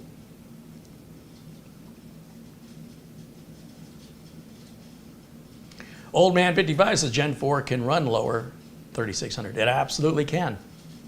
I never said that it didn't. Let's see. AMD Ryzen 700 series with up to 16 cores, 32 threads. 5.7 gig. Holy cow, what is this? I'd like to get my hands on whatever that is. Let's see. Paul says all the online info is contradictory. Yes, that's true of all online info, not just this. Let's see. Check motherboard manual, see what connector it has. Go for it. If you know where to find a motherboard manual, I'd love to see it. Put a link to it. Fred Sunderman says, hello, Carrie in chat, better late than never. Hey, Fred, welcome in, my friend. Where are we doing here? Oh, we're done already? Click finish. Is that going to reboot or what? No? Go to the next driver then. Close that. We'll go to the Wi-Fi drive. Oh my gosh, what do we have here? WN. So what do you do with this if there's no setup in here? Well, you could right-click on the Start button and go to Device Manager. Oh, look, all of our problems went away, but that doesn't mean we've got the latest driver or the optimized driver. So let's go to Network. See, that person that said that Wi-Fi card was wrong, I don't know what they're talking about. That's an AX200 card. That's a good Wi-Fi card. Let me right-click on this, click Update the Driver, browse my computer, and point it to the driver directory right there, and just let it search that. Windows has determined that this driver is already installed. Okay, good, good, good. Then we'll do the regular LAN driver too, which is a Realtek gigabit driver. Update driver. Browse my computer, same location, hit next. It's already installed. Good, good, good. All right, what else do we have left? Bluetooth. Once again, we don't have any setup here. There's a couple different ways to do this. I mean, I could look for the INF file, right-click on it, and choose Install. Where's Install?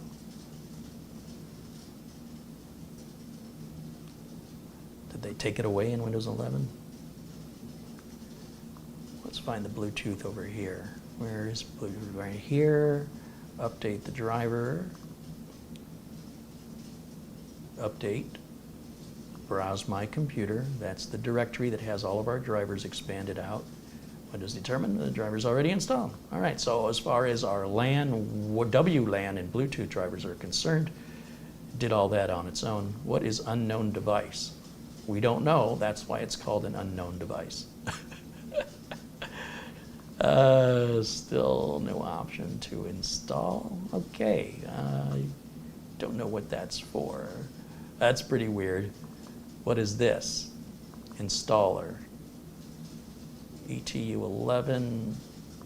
We're in 64-bit, but apparently it'll pull that on its own. So we'll run the installer for whatever this is for.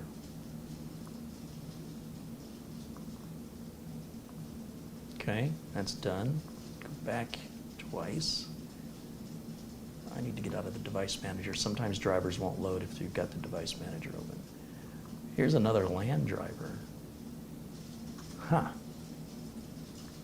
Double click. I don't know why we've got two. Oh, okay. So the Intel is the Wi-Fi, and this is the Realtek. Click yes.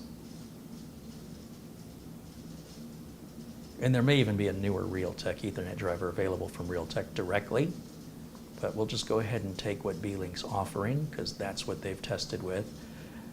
And then it's a Realtek audio driver as well. What is this doing?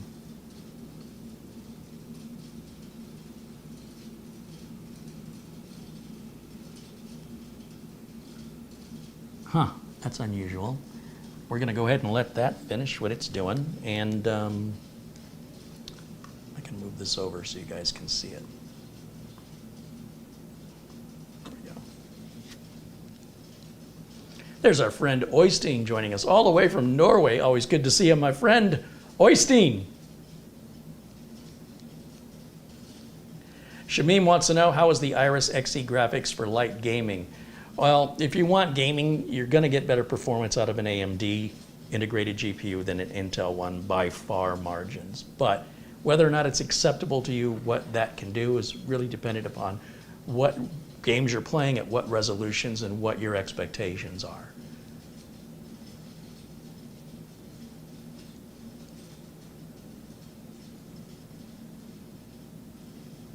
All right, I guess that's done. Haven't had to reboot yet. And then this is our sound. Install apps. Wait a minute.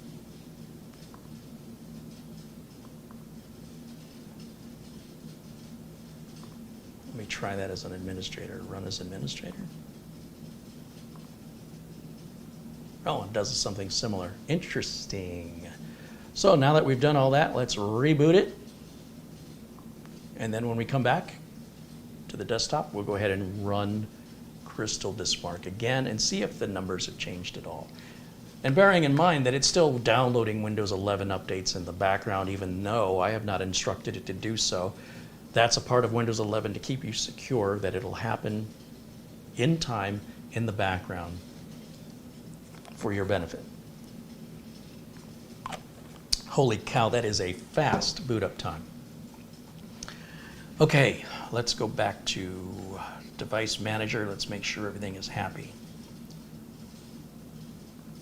Right click, Device Manager, everything is now happy. Double click Crystal Diskmark, runs 64-bit version. We'll change the settings to NVMe mode. Close this window and start the test. All right, here we go. We're gonna see 3700 again. We just might. We just might. But my intent was to see if 4 terabytes would work, not to see if it was Gen 4. This is a very, very, very fast Gen. I've never seen Gen 3 run over 3600. So I don't know if this is like a really low-grade Gen 4 interface or if it's a super high-end, well-polished Gen 3 interface. The good news is if you do have a Gen 4 drive, it will work in there. I would be kind of curious if we grab a Gen 3 drive. Just to give you an example, I suspect a Gen 3 drive is not going to run at 3728. In fact, I've got a Samsung 970 EVO, and we know those performance numbers are typically right around 35, 3600. I've never seen 3700 come out of a 970 EVO. And I'm going to suspect, let's see,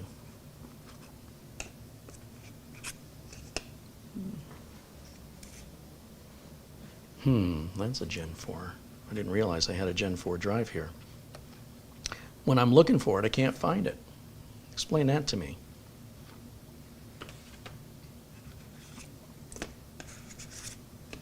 Okay, we've seen the performance of the 970 EVO in high-end desktop computers, and it does not exceed 3600 megabytes per second.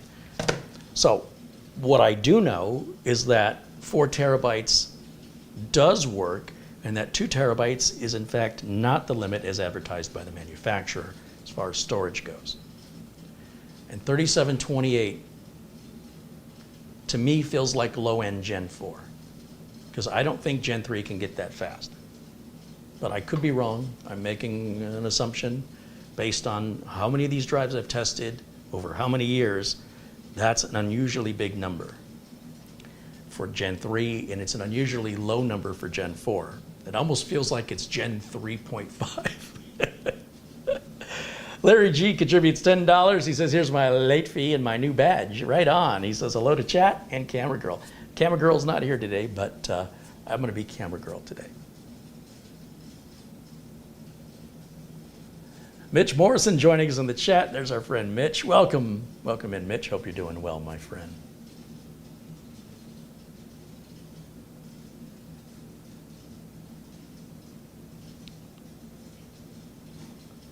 My resolution on this tablet keeps dropping, and I don't know why it's doing that. We're going to bring that quality up because it looks blurry to me because the resolution's only at 240 for some reason. And let me bring up the little gear icon and change quality to, take it off of auto, advanced, 1080. Oh, I can read it now. All the blurriness went away. Dustin Fuller says, Carrie, check your PayPal. All right, I will be glad to check my PayPal and see what else, if I've missed anything else from you guys.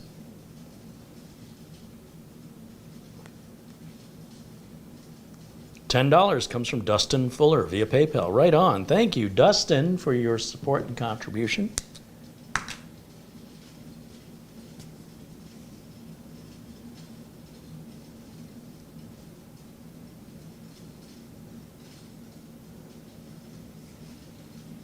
Test is almost done, and we're seeing very similar numbers to the first time. Sometimes drivers can make a world of difference, and sometimes not so much, depending on what it is we're testing. Same is true with Windows updates. That's why I prefer to have everything updated, drivers included to the latest and greatest before evaluating anything or reviewing anything, because the review may not be fair if it's not got the proper drivers installed or they're missing entirely. Other times, it doesn't make much of a difference, but how do you know until you get the latest and greatest? All right, so I am concluding here, like even that write speed at 3541, I have never seen a Gen 3 write speed that fast before. And it's fast by about 200 megabytes per second. It's not fast by much. Okay, so are we done? Remember those numbers, 3728. All right, now I'm going to close this out, and we're going to shutter back down again. Should I do it that way? Yeah, we'll shut it down. It'll be quick enough. Power down. Okay. And before I go any further with this, let's go ahead and bump that memory to 64 gigs, because that can also have an impact on your drive performance depending on how much resources your operating system is using. So I'm going to go ahead and eject this module here, and we'll put it over here. And we'll eject this module here. We'll put that one over there. Now here I've got the team. I guess I can go full screen on camera one here. This is the team 64 gig DDR4 3200 speed. It sells at Amazon for under $100. This is crazy that you can get that kind of RAM for under $100. And from a quality manufacturer, in my opinion. I have no hesitation in using team hardware for my customers that I have to support, right? Support costs money, so we want no support calls, at least in regards to any warranty issues, or it eats into what little tiny profit is in this industry. And that's including the manufacturers. That's their goal too. They don't. Some people, you know, they buy these really low budget things and then they expect to have like first class service. They're sitting in coach and they want first class service. They don't seem to understand that you get what you pay for, and support in particular costs a lot of money. I like that these RAM modules install with the Zeus sticker facing up. You never know from one motherboard to the next which side of the RAM module you're going to be seeing. I mean, with the cover on it, you don't look at it anyway, but I mean, the sticker's there for purely aesthetic reasons, so when it goes in the other way where you can't see the sticker, I'm a little disappointed that, you know, the sticker doesn't serve any function. And as you struggle to get your RAM out of the package, always bend the package. Do not bend the RAM. The package is worthless. The RAM, well, that's about 50 bucks a module right there. So we're going to pop that in. We're going to plug power back on. And now we're going to fire it back up. It may take a little longer to boot as it retrains the memory since we've changed it. So I'll hit the power button and switch back over. Oh, I don't have to switch over. I just have to minimize my camera one. And as you can see, there, it just now initialized the RAM. And when we get into Windows 11, we will verify 64 gigs is seen correctly, and we'll run Crystal Disk Mark one more time to see if it makes any impact on our drive transfer speed. So let me go full screen over here for me. Full screen, full screen. There it is. And let's go to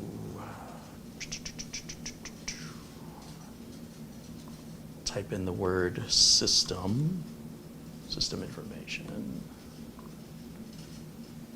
That's not what I wanted.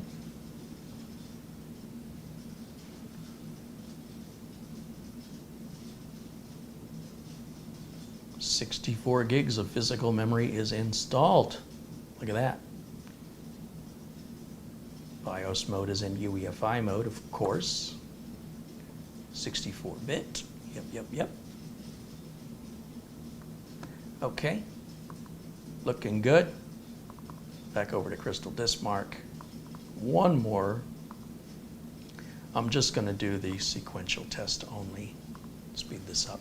I suspect it's going to be about the same, somewhere in the mid 3700s. It's been pretty consistent so far. But I just want to be sure I'm done theorizing with things. I want to actually verify in reality what the truth is. That's the way I operate. All right, so yeah, we're right in the 3700s with change. So adding RAM hasn't changed anything in that regard. But of course, we can have more windows open with better response time, knowing we've maxed out the amount of memory we can have. So there's no upgrade beyond this 64 gigs. And again, I want to go back to settings and about. That's the page I was trying to pull up originally. Yeah. Yeah, 4 gig, well, 3.1 gigs is being used by the integrated GPU. That's why 60.9 gigs is available out of our 64. If we had a discrete GPU that had its own RAM, we wouldn't need to worry about that. And we do have 22H2 of Windows 11 Pro, of course, because I just installed it. And I think we were already at 22H2 on the install that came with it, but I'm not sure anymore. I work on too many of these and then it all just kind of blends together as one. All right, so that's pretty interesting, 3728. Now what happens if we put in a Gen 3 drive? Right, that's the natural question here. I'm gonna go ahead and shut this off one more time.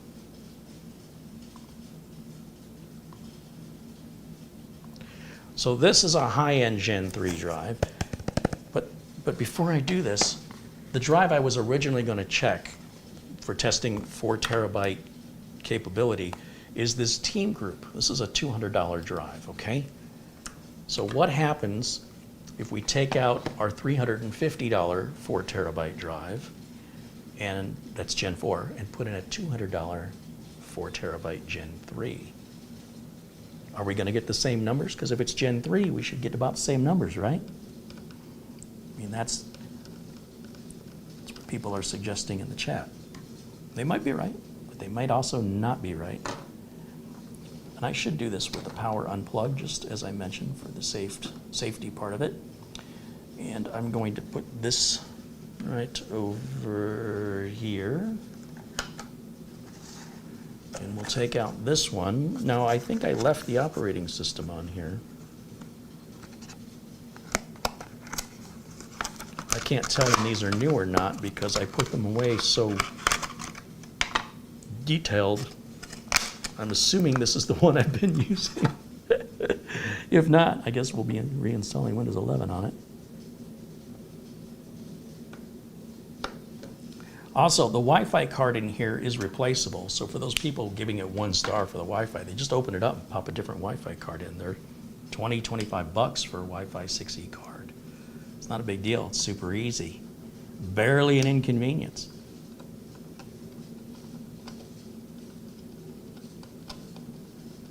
Okay. Like I said, I think the operating system from one of the mini PCs from the other day is still on here. And even though that was Intel and this is AMD, I think it'll still boot. It might not. We can theorize and we can Google it, or we can just hit the power button and find out which way you think is going to be more accurate and faster. Let me now put myself in the corner again. It's loading something. Yeah, so that came off an Intel system and it boots just fine. All right, let me go to full screen over here. Full screen, full screen. There we go. Wow, that looks exactly the same, doesn't it? Did I change the drive? All right, double click Crystal Disk Mark. Now we're running Gen 3, 4 terabytes. And let's see what these numbers look like by comparison.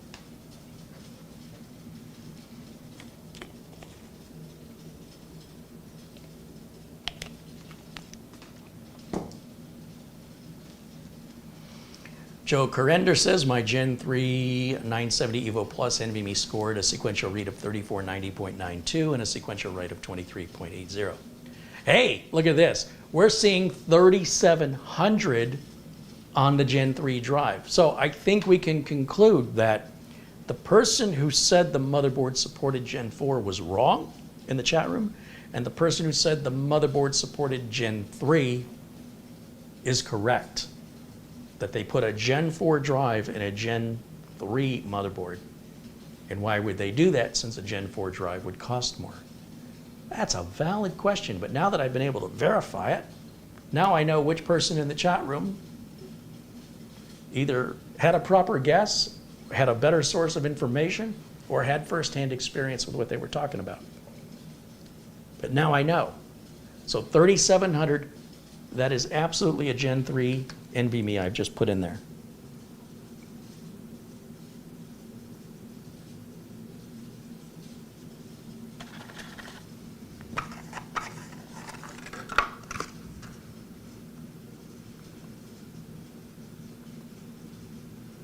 Yep, PCIe 3.0 times 4, NVMe 1.3.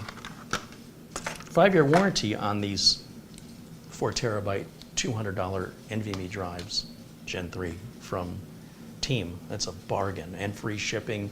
Quite often overnight shipping can be free from Amazon as well, depending again on where you live and whether or not your local warehouse has it in stock. But even if it doesn't, it's no more than like 2-3 days usually.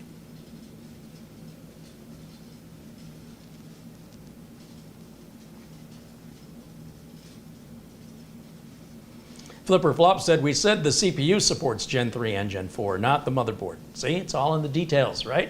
But the important thing to know is regardless of who said what, which is all muddied waters, we know from actual experience what to expect out of a Gen 3 drive, that we're seeing 3700, which is, again, a number, I've never seen a number that big coming out of a Gen 3 drive.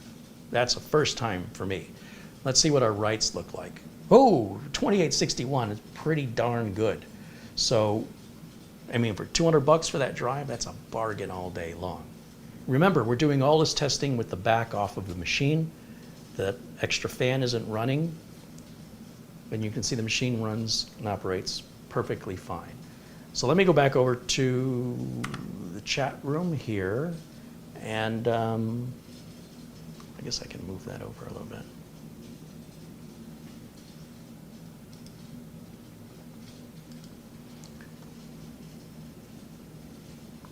Move that over right there. Okay, let me take a look at the chat. Let's see what you guys are saying now. Bob R said, I just bought one of those and it's arriving tomorrow. Yeah, Amazon's not fooling around. I mean, I'm assuming you bought it from Amazon. Chris Garrett says, my new laptop BIOS shows the battery is 95% and Windows shows it's 100%. Have you ever seen that? I set it to always stay plugged in. No, I don't pay attention. I don't look at what my battery life is when I'm plugged in. Why would I do that? I don't care. It's plugged in. Are you having a problem you're trying to solve, or you just like to see two different pieces of software agree on something? Good luck with winning that fight. You can contact Dell if you want that kind of product-specific support. No, I don't even pay attention to that. Why would I? Johnny Weld said he's getting 3400 on his 2 terabyte Samsung Evo. Bob R said, oh, he's referring to the Team Group 4 terabyte drive that he bought for $200. He says it's a great price. That's what's arriving tomorrow, not this. Okay, gotcha. John Williams says that little mini PC rocks. Well, here's the thing. There's still 2 other mini PCs, the SER6 and the GTR7, which are even faster than this. And of course, they cost more. But when you're looking at a price tag under $400 and you're getting that 500 gig Gen 4 drive, even though it's only connecting at Gen 3, you've got all the I/O powering up to 3 monitors simultaneously and 16 gigs of RAM. You see it's very easy to service if you want to, and you can put a 4 terabyte drive in it, even though they say the maximum is 2 terabytes. They're wrong. And in fact, well, just say they're mistaken. I'll let them know, and then hopefully they'll update the information accordingly. When I get an 8 terabyte NVMe drive in, which could happen anytime, if I hear the doorbell, that's probably what's arriving, then I will do further testing. If 4 terabytes works, then in theory 8 terabytes should work. Once we get over that 2 terabyte barrier, we shouldn't hit another barrier again for quite some time.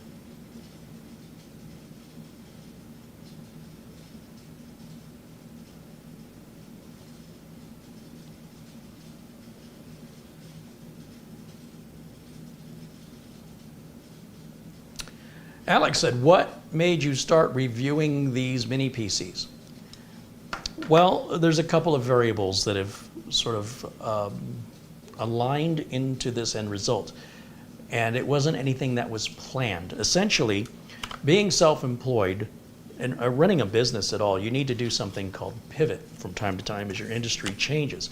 If you do not change with your industry, then you go bye-bye. So all those companies you used to shop at that don't exist anymore, Radio Shack, currently Bed Bath & Beyond is saying bye-bye.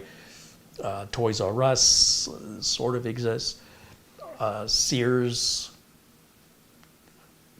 Kmart. If you can't adapt to the changes in the society, then society moves without you and they'll leave you behind until there's no money left to operate and you close down. So I was doing a lot of PC builds and I'd been doing them for a very long time and I enjoy them. But I got to do so many and some of the people I dealt with were so demanding and unpleasant, it took the fun out of it for me. And then as we shifted more with RGB and more with cable management, more and more of the fun went away just for nonsense BS that's just stupid. It's just a stupid waste of money.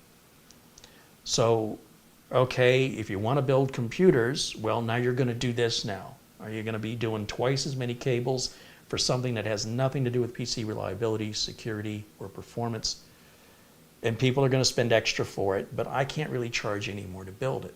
So I'm going to do twice as much work in cable management to make the same amount of money and have twice as many things go wrong. Why doesn't the RGB on this one fan not work? Oh my gosh, are you kidding me right now? So, you know, you get these support calls that are just the dumbest support calls. Oh, I can't synchronize the color from my GPU onto my RAM. How do you synchronize those? Really? That's not a support problem, that's a tutoring problem. And in fact, with all the different RGB standards, they may not even be syncable unless that was intentionally research you did to ensure that they were all compatible for just a stupid aesthetic. So my enthusiasm for building computers started to wane because now it was just getting stupid. I don't want to do that. So the base foundation of building computers, I still enjoy. And from time to time, you'll see me do something stupid, which is a waste of money and completely disconnected from reality as far as respecting the value of a dollar. Like, I was born and raised in a family that lived paycheck to paycheck. There's no way that we would have wasted money for needless stuff like this, because that meant we would have gone without something like food or electricity, all right? So that's why it despises me so. When there's so many people, even, you know, now in the times we live in, so many people struggle to live paycheck to paycheck. They carry heavy credit card debt. And part of the reason is because marketing and YouTube content and influencers have convinced them to foolishly part ways with their money over nonsense. But to each their own. I don't like it. So I do repair and I do support. And I do, usually when I do support, I'm getting paid for it. And I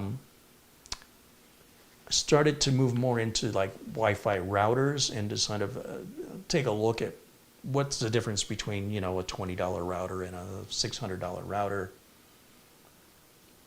and put it in plain English so the average person can understand that simply buying a more expensive router may not automatically benefit you. You may be exactly where you were before in performance if your internet connection wasn't upgraded, or your computer hasn't been upgraded, or other devices you're connecting to it aren't upgraded.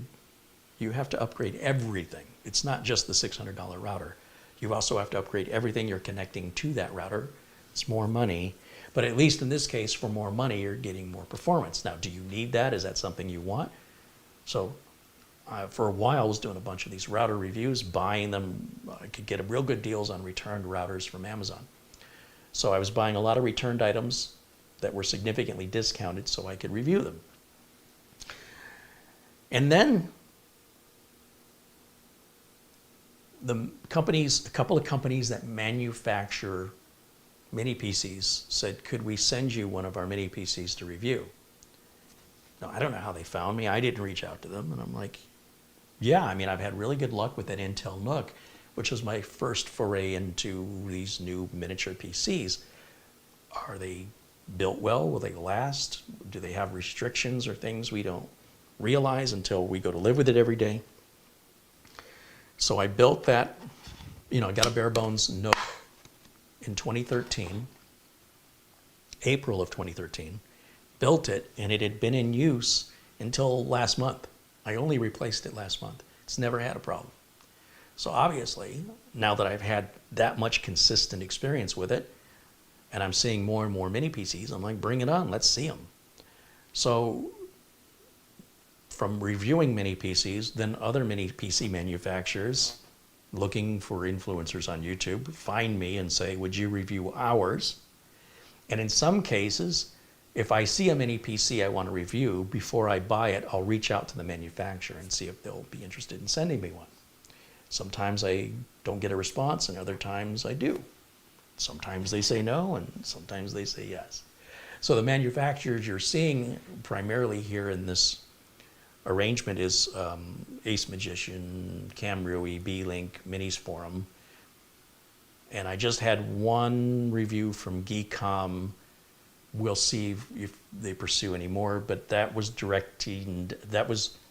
that was through a third party. That was a mediator between me and Geekom. If I could work directly with Geekom, perhaps. But the third party might have been charging them. I don't know. They didn't give me any money. So I don't know what their role in that was. So if there's a mini PC from a manufacturer I've not talked to before, then once I'm made aware of it and I decide I want to review it, I'll buy it if I have to. But I'd much prefer to have them send it to me, because the reason the content is changing is the viewers are changing. The revenue is in the toilet. I don't know how anybody's making any money on YouTube right now. Advertisers are leaving YouTube in droves. And what advertisers remain are paying very little compared to what they used to pay. And now there's more content creators to divide that money among, so there's less and less money. It's down about 70 to 80%. I'll be nice, I'll say 65% less revenue for the same content this month than the exact same content posted 2 years ago. It would make at least 65% more for the exact same thing I'm doing. So that's when I introduced the memberships as a way to keep me making content regularly, more regularly, rather than based on what YouTube was paying me, just dropping it entirely and making videos informally when I have time for fun as a hobby, or to try and pivot and move with what the market is doing and what the viewers are doing. I don't know why, like when I look at my YouTube homepage, I'm not seeing a bunch of content from people I don't subscribe to. I'm looking at YouTube and I'm literally seeing nothing to watch, and I don't know how to find it anymore. There used to be a trending tab so I can see what other people are watching. YouTube has removed it. YouTube has cut me off at the knees. I don't know how to find the content that the algorithm used to recommend to me. Now I'm primarily just seeing who I'm subscribed to and nothing else. On occasion, I get a little something here and a little something there. And it kills me because there's some fantastic content out there, but I can't find it and I don't know how to find it, and it's not being offered to me anymore. Then when YouTube moved all the live videos to a separate tab on the YouTube page, a large number of viewers don't see it. So they go, gee, the last video Carrie posted was 2 months ago. What happened to Carrie? In the meantime, there's 60 new videos since 2 months ago on the live tab, and they don't know to click it.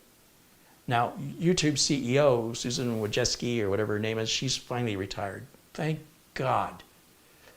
So we've got somebody else in. New CEO, and I'm hoping the new CEO is going to correct all of the missteps Susan has taken with this platform. I hope he's not worse. I don't think it's possible to be any worse than she was. And the videos all cost money to make. For example, I set aside my Fridays so I can do these videos on a schedule, because too many people are saying, we don't know when you're live, the notifications aren't working, da da da da. And that's about obviously affecting the number of people joining in on the live feed. So, okay, I'll do a live video every Friday at 1 o'clock, and then you don't have to worry. You know, every Friday at 1 o'clock Phoenix time, I'm going to be live. But in doing that, if any customers call me, they're going to voicemail right now. If they're emailing me for help on a Friday, they're going to wait.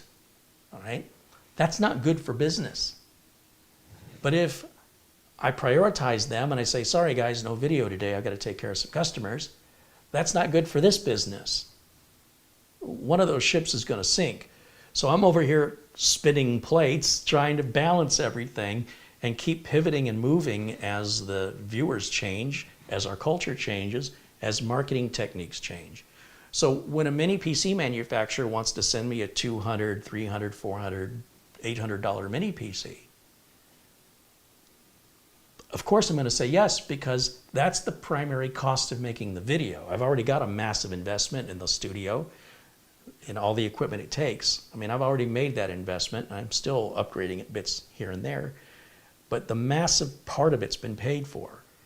But unless I'm just going to be like a radio DJ doing a podcast talking about politics and, you know, whatever, which is fine. That could be another way for me to pivot, turn it into a podcast.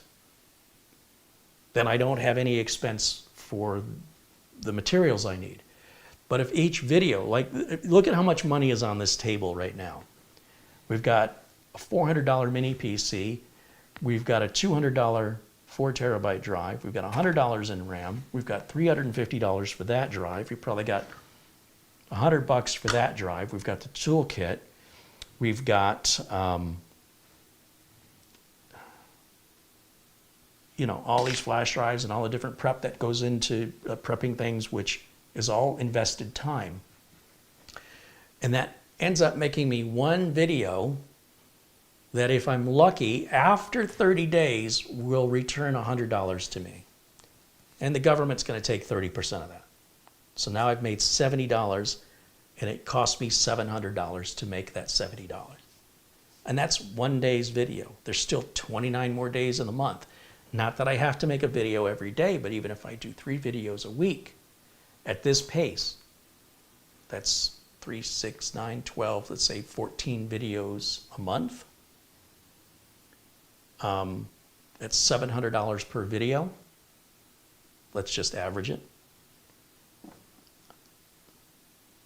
I'm going to be bankrupt. It's not sustainable. I can't do it. If I make less content, then I'll continue to make less revenue. So that doesn't work. If I make more content and it costs me more than I'm making, that's not going to work either. So you're going to see a shift in the channel till I figure out what's working and what's generating revenue like it used to. And I feel like it's not me that's changed, it's the viewers' habits.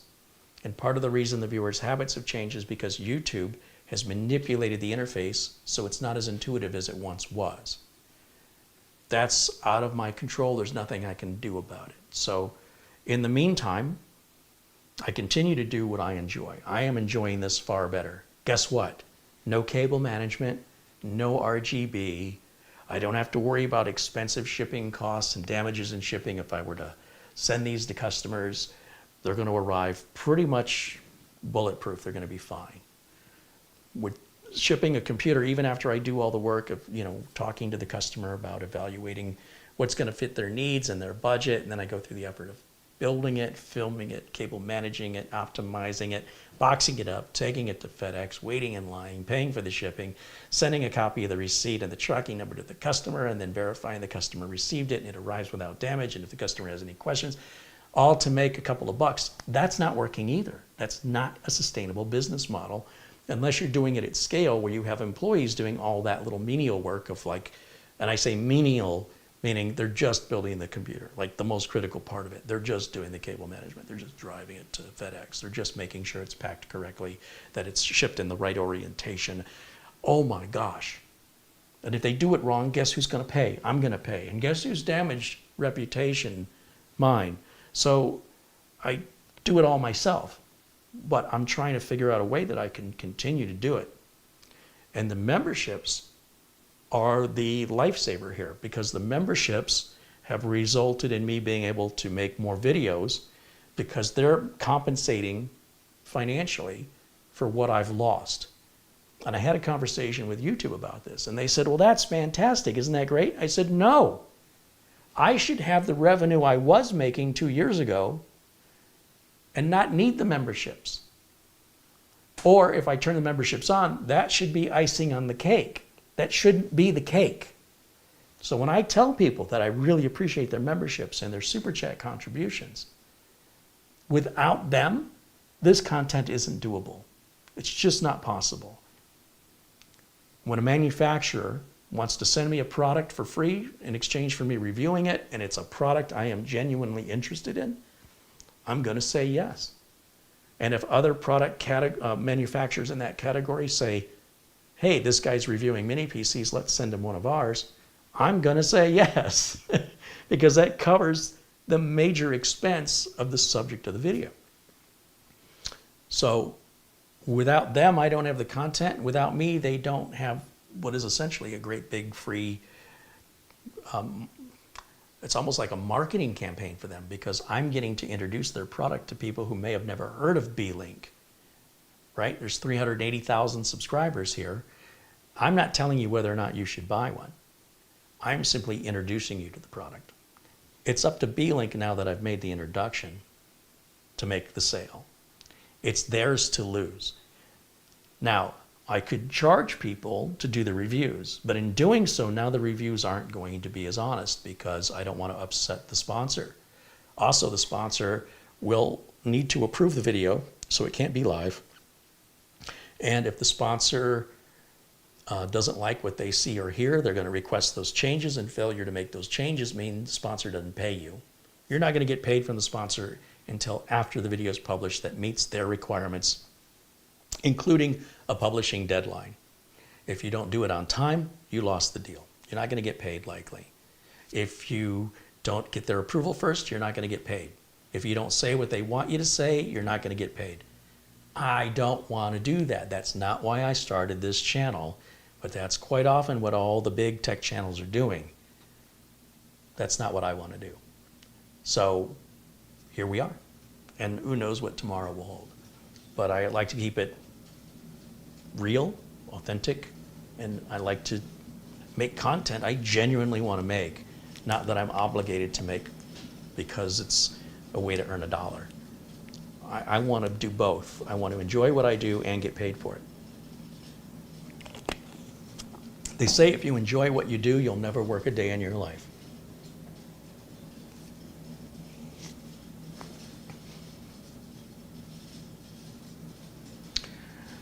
Leigh Goldstein says, so many medium and small content creators are absolutely moaning about income reduction being severe. It used to be if a person subscribed, that was enough. That was never enough. You see, subscriptions, and that's a big misconception behind people who've never made videos. Subscriptions have no value. They don't. The only time a subscription has value is if you're trying to sell a sponsorship. YouTube doesn't care how many subscribers I have. YouTube only cares how many minutes of watch time I have. It doesn't matter if you're a subscriber. It's completely and always has been irrelevant. Subscribing has always been a benefit to content creators who want to sell sponsorships, because if you go to a sponsor and say, I've got 10 million subscribers, and making a video is worth about $20 per 1,000 subscribers to a sponsor, right? So the more subscribers you have, the more money your videos are worth to a sponsor. Not to YouTube, not to the viewers. There's no benefit. And you have no idea how upsetting it is that people think they're doing me a favor when they subscribe. I'm sharing my experience of my own free will voluntarily and asking for nothing in return. And people will say, hey, I'm a subscriber, so now you can do something for me. They're implying they've done me a favor. So it's nice to have a lot of subscribers. And if I'm selling sponsorships, that justifies a higher price tag that is in line with the number of subscribers I have. And then I can do those things I said. I can read from a script the company writes or say what the company tells me to say and make the video the way the company wants me to make it and publish it on the day the company wants me to publish it. Suddenly it's not my channel anymore and it's not the content I want to make anymore. So for me, subscribers are and always have been of no monetary value. Complete no monetary value unless I decide I want to go after sponsorships. Then I use that to justify how much money it's going to cost to be a sponsor. That's how that works. So no, just having subscribers was never enough. The problem is you see way too many YouTube channels that are taking on sponsorships, and how much they're getting paid is directly related to how many subscribers they have. That's always been the case since monetization, and well, even before monetization, to be honest. And the bulk of successful people that are on YouTube as content creators, the bulk of their financial income is coming from merchandising or taking people off of YouTube. So Jake Paul is going to have you buy a ticket to watch his fight, or to buy his music, or to buy his hat. The amount of money he's making from YouTube is nothing. I haven't seen him in a long time because YouTube stopped recommending him to me, and I guess I'm not subscribed. A young man named David Dobrik. What happened to him? He's given away high-end hypercars to friends. Here, have a Lamborghini. That money wasn't coming from YouTube. And if you watch an interview with David Dobrik with regards to where his money comes from, he'll tell you at the millions of dollars he's made, only a couple of $1,000s, not 100,000, just a couple of $1,000s of the millions is from YouTube revenue. And you can better believe my jaw hit the floor. I was like, he's making that little from YouTube? What chance do I have? So as a content creator, to bring in the revenue, thank goodness YouTube offers the memberships, because without the memberships, you'd be seeing 4 videos a month. That's it. In addition, because of the memberships, I want to do something for my members I don't do for everybody else. So I make content on Mondays at 1 o'clock, specifically for members only. That content will stay members only. It will never be made public. So if you're just a subscriber, you're not getting all the content. Now, whether or not that content's of interest to you, I can't say, but I do want to show my appreciation to those viewers who go above and beyond and enable me to continue doing what I love to do. You have no idea. I can never express in words how much I appreciate that. Now I don't have to have the sponsorship. Again, it doesn't matter how many subscribers I have, just like it never has. And to heck with YouTube and their wandering around blindly, trying to figure things out at the expense of all the content creators. For every mistake they make, it costs us money, and they don't compensate us for it. And I'm not alone in that. That goes across the board for content creators. It's understandable why the big tech channels have contracts with manufacturers, and why you'll keep seeing the same manufacturers over and over and over again from those folks, those manufacturers that are paying to play. There's been a lot of talk about Jay's 2 cents. And this is what Jay's 2 cents does. And he in his last video talks about the contracts they set up. They have physical contracts negotiating with companies like ASUS. And ASUS is going to dictate to them what they're going to make and when it's going to get published, or you're not getting paid.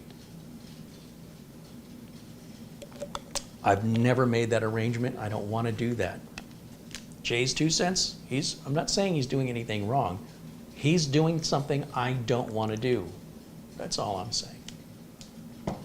And obviously, when he's negotiating that contract, how many subscribers he has is going to justify how much money he's asking in return for what ASUS is wanting.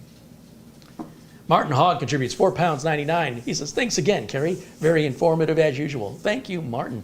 I appreciate you very much. Cheers, my friend. I just want to mention that by accepting these mini PCs, I think it is giving me an opportunity to show a trending thing that's happening with computers in the marketplace right now. I think the desktop computers are going to fade away.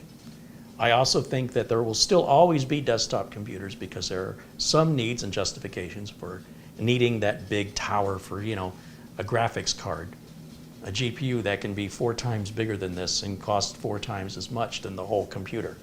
But that makes up a very small percentage of computer owners.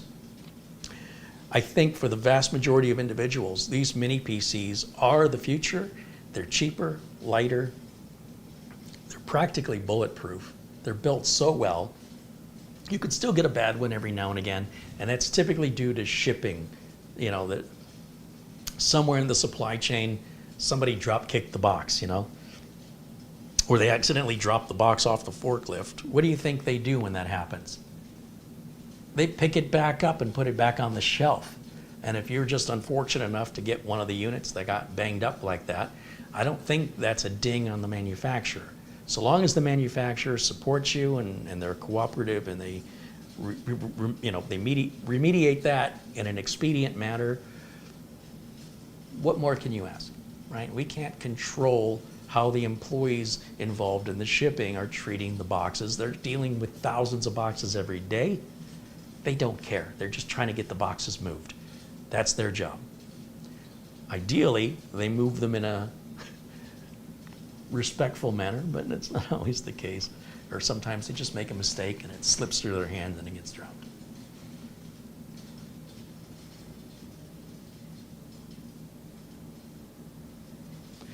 Mortant said Jay's fired ASUS as a sponsor. Well, look, that's his choice, right? Given how low YouTube revenues are right now, if ASUS approached me and they're paying him the kind of... First of all, let me back up for a minute. I would challenge you to ask Jay's 2 cents how much money ASUS is paying him and to show us a sample contract so you can understand what he's agreeing to. He's trying to be transparent with how bad ASUS is, but he's not being transparent with what his arrangement with ASUS is. Just exactly how much is he profiting from that? I bet it's more than I make in 4 years, just that one contract. And knowing how little YouTube is paying and how hard sponsors are to get, I think he's making a grave mistake because he's got employees to pay for. He's got a proper studio to pay for. Those bills are going to keep coming. So some companies will not pay for sponsorship. I've never seen Gigabyte pay for a sponsorship. I mean, if they're doing it, it's few and far between. There's not a whole lot of fish in that sea that are going to play that game. So if he's going to turn down that money, I don't know where he's going to replace it, and I don't know how he can sustain his business unless he drops his expenses some way. So I understand he's doing it on principle. I get that. But I think he's shooting himself in the foot. I think it's a very unwise business decision unless he's got some other manufacturer, and there's only about 4 that are going to potentially be sponsors. It's going to be ASRock, ASUS, MSI, or Gigabyte. And I already know Gigabyte doesn't do it. I haven't seen anything sponsored by ASRock. I think MSI is his next best choice. But that doesn't mean MSI is interested. I think, here's my prediction. I think the financial reality is going to hit Jay's 2 cents.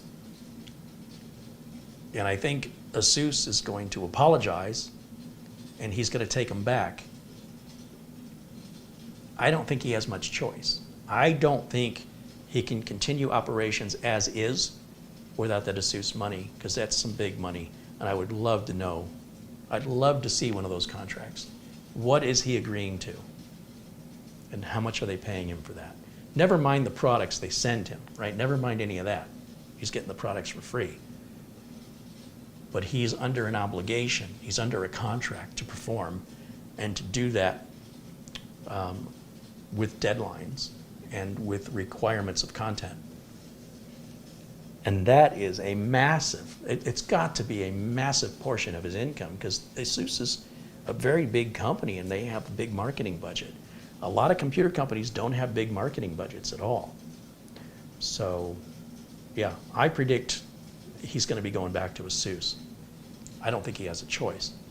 Either that, or he's going to be letting people go that work for him because he won't be able to afford to pay them anymore.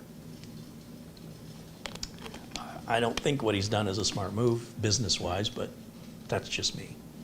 And what do I know? He's way bigger than me. So who am I to question somebody more successful than me? That's kind of ridiculous, isn't it?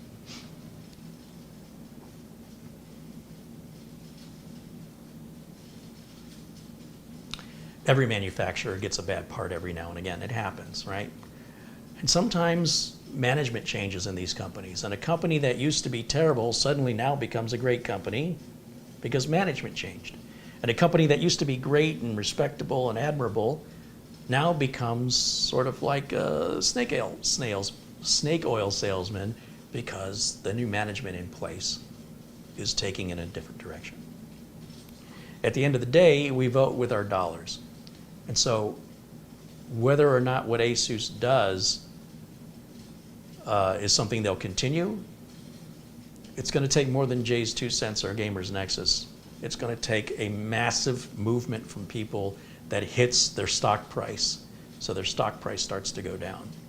And then management will have to adapt to that, meaning they need to come up with a different strategy or they need to replace the management.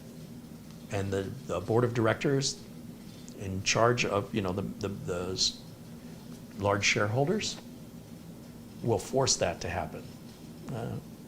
If Steve Jobs was alive, he could tell you all about how that works.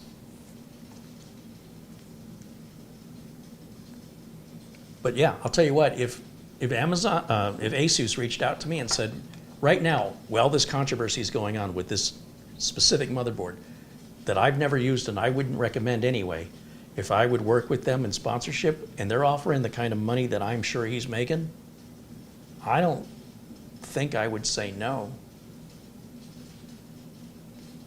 That would probably be the best opportunity I ever had, and he's throwing it to the wind? Okay. Hey, an Amazon gift card from our friend in Oystein for $100. Oh, that's awesome. Thank you, Oystein. He says, thanks for all the content you've made over the last 5 years. Well, what about the content I made over the last 12 years? Thank you, Oystein. Has it been 12 years? It's 15 years. 15 years I've been making content here on YouTube. Isn't that crazy? Hey, I appreciate you so much. That's so generous. And our friend John Jack Wilson sent $100 via PayPal.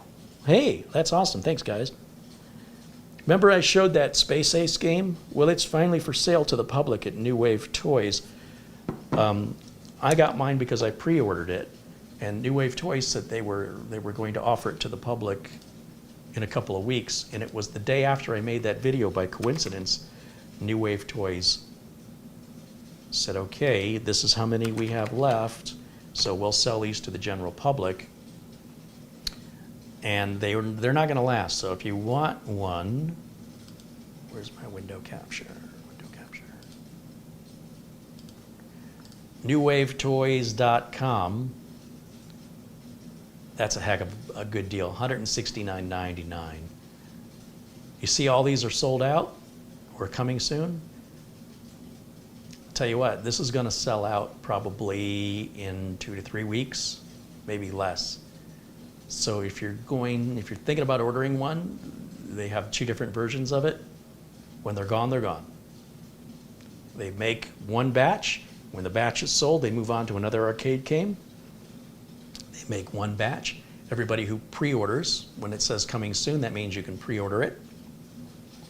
In the case of Space Ace, I think I pre-ordered that 18 months ago. It finally just now arrived. So they're good for it. I mean, good luck finding this. Not that. There's the older ones. Now I'm curious. Let me go over to eBay. They have a Centipede. Let's look up. Let's close that. Let's look up. What was I looking at? Centipede. No, they have Street Fighter 2. That was like one of their first games. That's been sold out for years. Can we find one?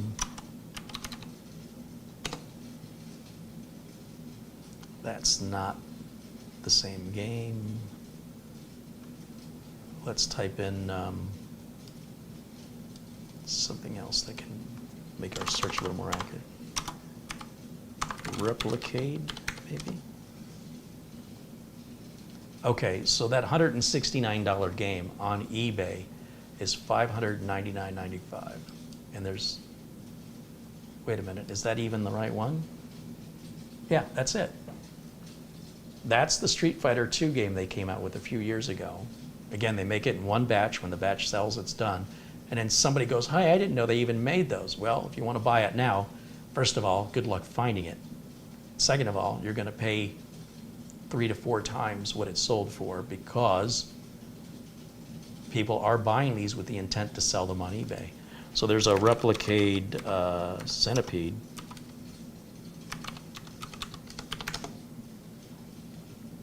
Holy cow, they want $900 for this. $169 is what it sold for when it was new. But they don't make them anymore, so there you have it.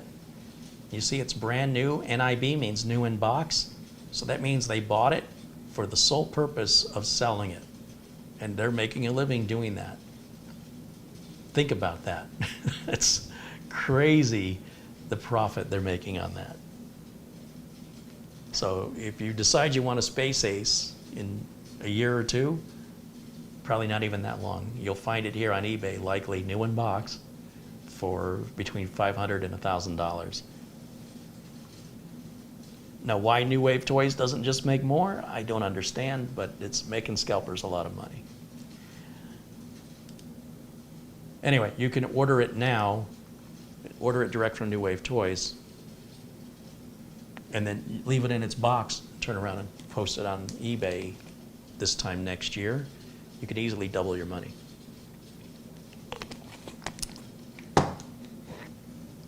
Beats working for a living. That's what I say. Let's see what else people have to say in the chat room here.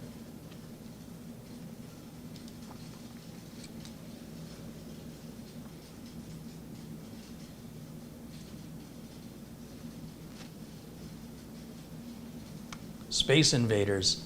So I ordered a Space Invaders cabinet from this other company. They're called Quarter Arcades.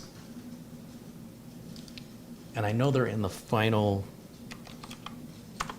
stages of getting it ready to ship out, but boy, the pandemic really screwed up the whole supply chain. So over at numbskull.com, and this is like a competitor to New Wave Toys, but I don't have a favorite. I like them both. Over here, Numbskull, and there's a Numbskull in the US and a Numbskull in the UK. Again, they have two different types of cabinet that were, these are bigger cabinets, but they're 25%, they're quarter scale. So they're larger than the Replicade Minis, and I think these are much more playable size. And if you look under browse by, okay, Quarter Arcades is a section here. The Space Invaders cabinet should be coming out pretty soon, maybe next month.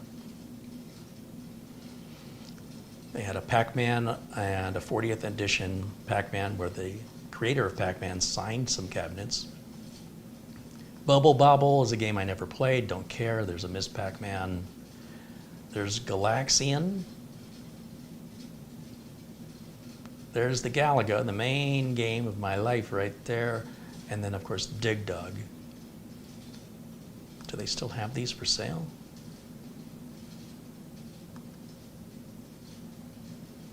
Yeah, it says order now.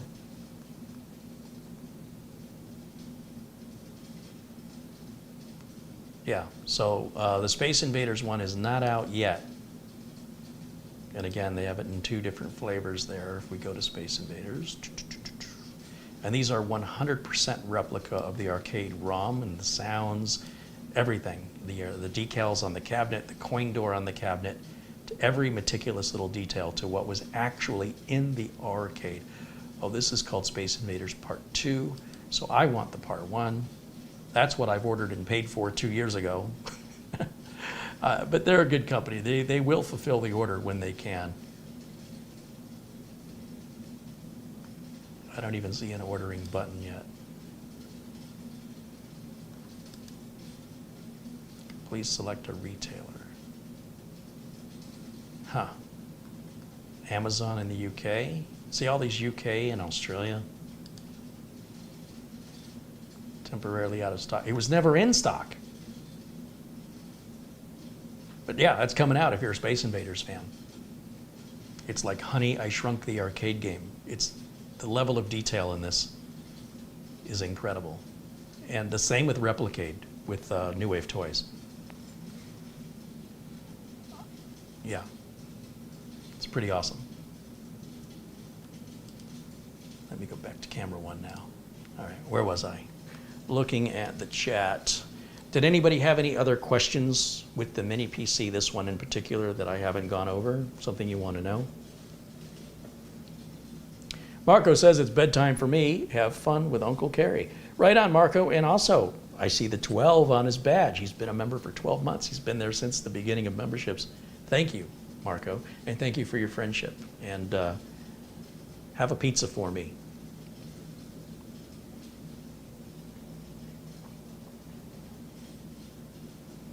Old Man 55 says the USB speed. So it is USB 3.2 Gen 2. If, not quite sure how I would test that. I guess I could use one of my real fast SanDisk external SSDs maybe? Let's see, do I have one? I should have one somewhere. Let's see, what is this? This says, this is an Extreme Pro portable SSD from SanDisk. This is probably the fastest USB device. It's hard to measure USB speed because so much of it's dependent on the thing you're plugging into, right, on the USB device itself. So this is capable of running 2,000 megabytes a second, but I've never seen any device that runs it over 1,100. Let's plug it into Type-C right here, and Type-C up here in the front, making an assumption that the Type-C port will be the faster port. It may not be, but got to start somewhere. It seems like as good of a place as any. And then we're going to go back over to the HDMI input, which says no signal. Did it go to sleep? Yeah, it went to sleep on me. Full screen for me. Thank you.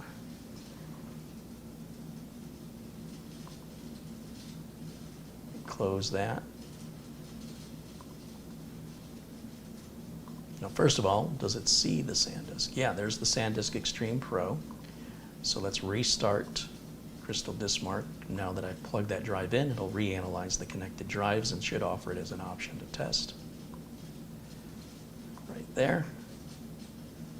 Settings. Put it back on default. And let's see what it does. Fun, fun, fun.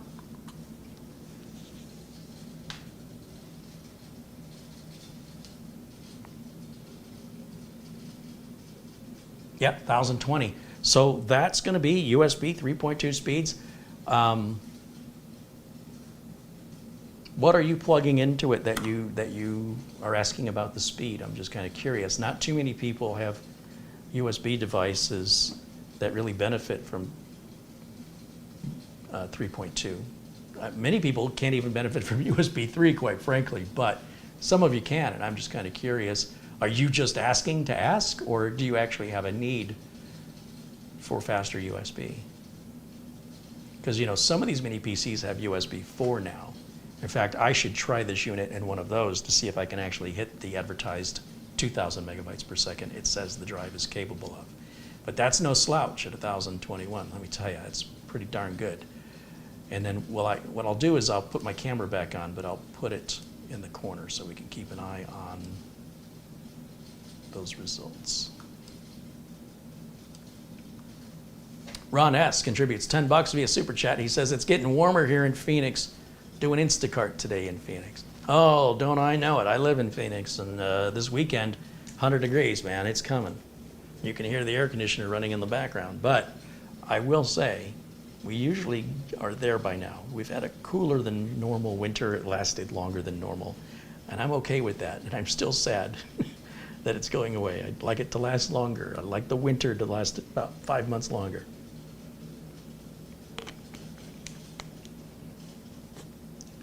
And let's see here.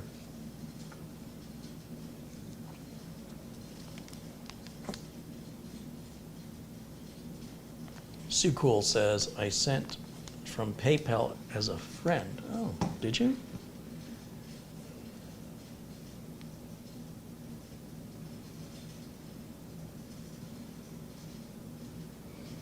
Avery Ramsdorf contributes a $3 Amazon gift card. Thank you, Avery. And yeah, $20 via PayPal from Susan Lawrence. Thank you, Susan. Thank you, Avery.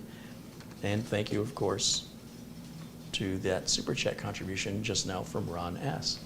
Right on, guys. You rock. Gil Garcia says, I sent you an email today, Carrie. Oh, I'm sorry, Gil. Things have been really super busy over here.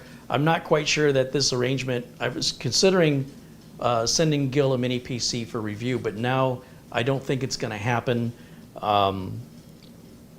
And if it does happen, it's postponed indefinitely right now. I'm sorry, some other things have come up.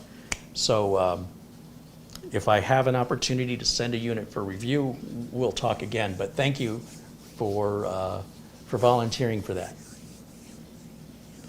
Old Man 55 said he's got a Samsung T7 he uses for backups. I see.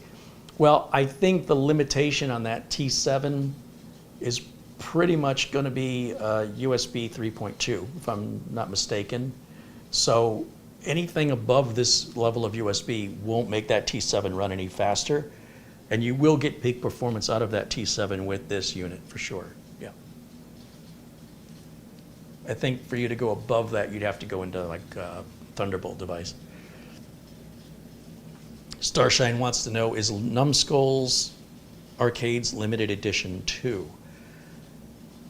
I don't know. I can tell you that a lot of the original Numbskull arcade cabinets are still available. So did they just build more of them? Or are they constantly building them and replenishing inventory for an ongoing, never-ending supply? I don't know.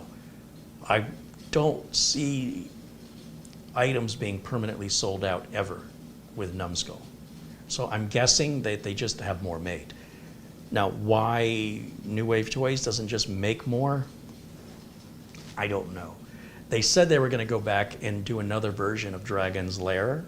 They'll do another batch, and they're going to upgrade it so it'll have the HDMI port in the back and the ability to add a USB controller. I don't know what the status of that is. And they're a small company, and it's probably a financial thing where they've got to, they got to pay for everything up front. And of course, you got to do the QC, and you got to deal with the shipping, and you got to deal with your testing, et cetera, et cetera. So I imagine if they were a bigger company, they would probably just keep manufacturing them indefinitely.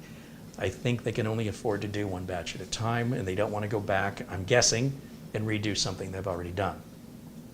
But in the meantime, because of that, there are scalpers making more money on their machines than the manufacturer ever made. It's preposterous that somebody buys it and resells it a year later can make more money than the actual manufacturer made in selling the product. Isn't that crazy? So there's our numbers on the USB C port up here on the front, and it's good. Yeah, it's very good.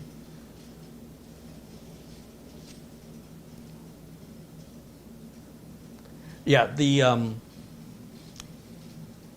the quarter arcades, I'll show you the difference between a quarter arcade and the New Wave Toys Replicade.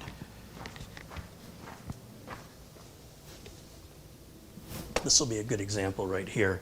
Pardon the dust, they're mostly for show, although they are completely 100% usable, and they're a joy to play. But that would be a New Wave Toys, and this would be a quarter arcade. You can see, I'm out of desk space here, but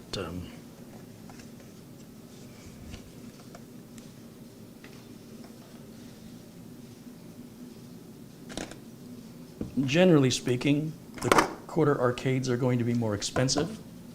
It's more than twice the size of the Replicade. This is much more playable. And when we turn them on, in either case, it's exactly the arcade game. It's not from like the NES. It's not a translation of one of the game ROMs from one of the consoles. It's the real deal.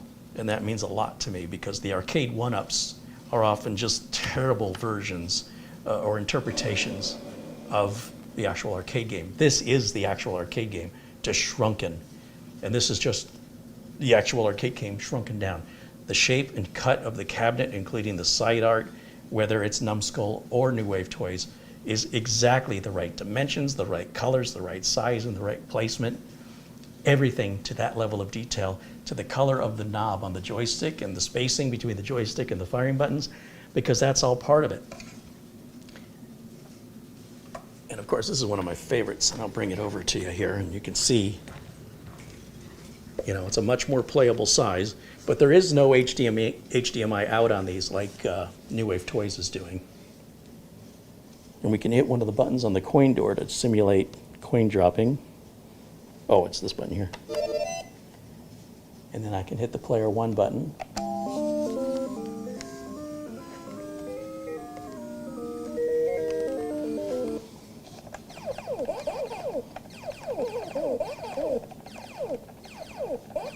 It's the real deal. Even the marquee lights up.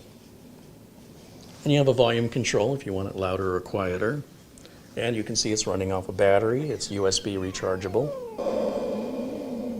Yeah, how cool is that? So that's a quarter arcade, and this is a Replicade from New Wave Toys. And they're both excellent. Highly recommend them. It's just like as it was in the arcade, as I remember it, only smaller. Love it. The attention to detail from both of these manufacturers is outstanding.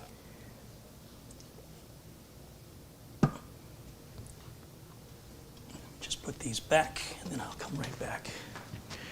All right, guys, any last questions I can answer for you? We're getting close to 3 hours here, and does anybody have any other questions about the SER5 5800H from Beelink? Is there anything else I can answer?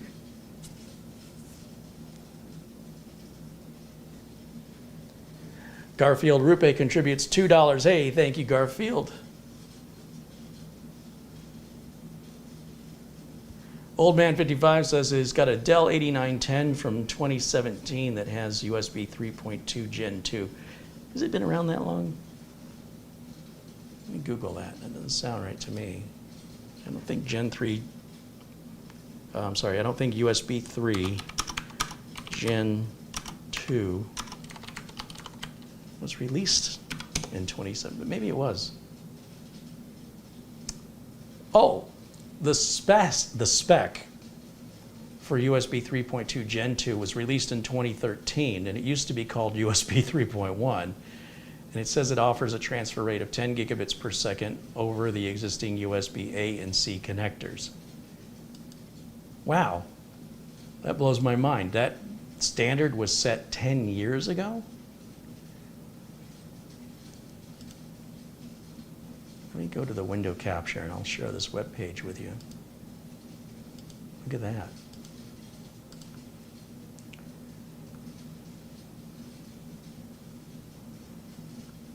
Five gigabits on USB 3.1, 10 gigabits on USB 3.2, Gen 2 times 1, 10 gigabytes on USB 3.2, 20 gigabytes on USB 3.2 Gen 2 times 2. So I wonder, maybe that's what I'm thinking of when this standard was created. So there's a lot of different versions of USB 3.2. They're not all the same. Then, of course, the new USB 4, which is more in line with performance with Thunderbolt. With Thunderbolt 3, Thunderbolt 4. I think Thunderbolt 3 did 40, didn't it? I get these mixed up because I don't really mess around with Thunderbolt very much. And they've already got a USB 4 version 2 specification defined at 80 gigabits per second. Holy cow. Oh yeah, you gotta love how this technology just keeps moving forward. And then there's a video here if you want to learn more about USB and the standards and the power capabilities. Yeah.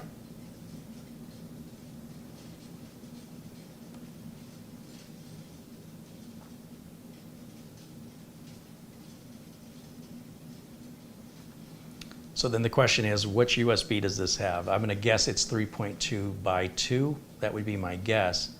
If I go back over to Beelink, don't I have Beelink's site up here still? Let's see what it says about their USB.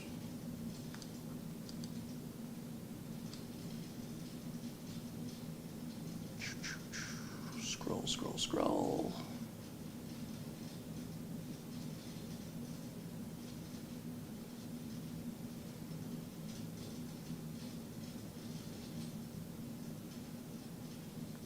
Do we not have a specifications tab here, or what? What am I missing?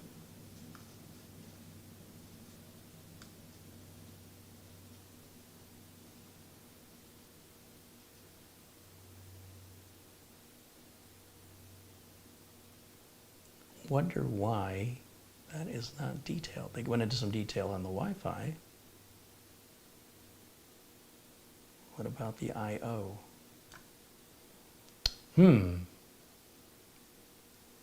Let me go back over to camera 1 and take a look in the manual here. Maybe it specifies what it is in here. I'm going to guess it's 3.2 by 2.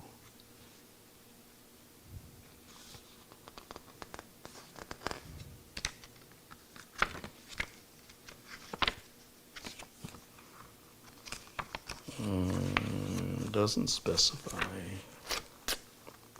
Nope, and then the rest of it's other languages.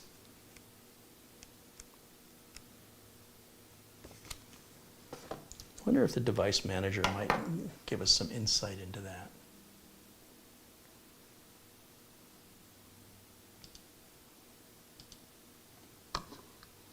Let's see, full screen over here.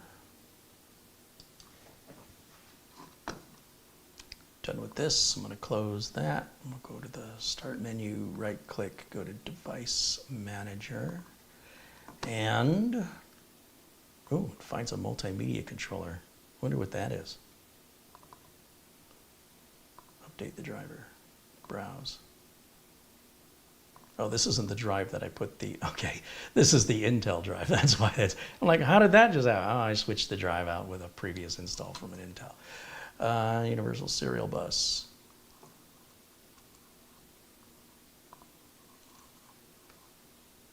That's saying 3.1 and 3.0.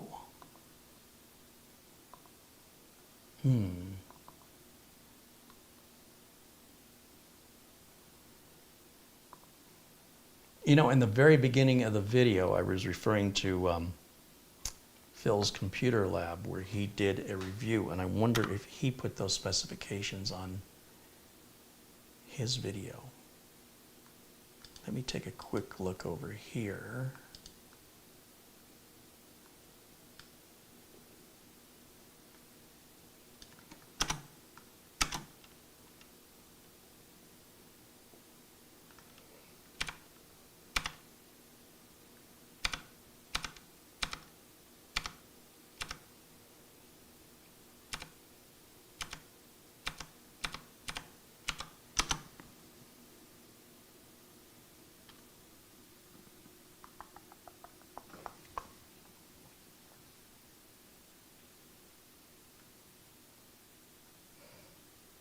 You know, now that I think about it, I think it was on Beelink's homepage.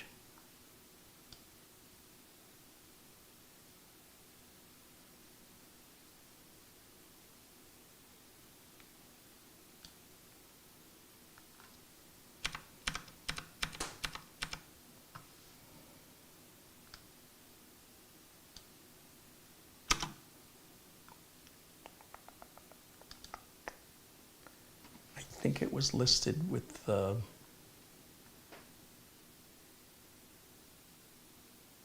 picture of the ports. Remember I mentioned I didn't see the picture of the back of the ports, but where it was describing the ports, I think it had those details there. I just have to find it.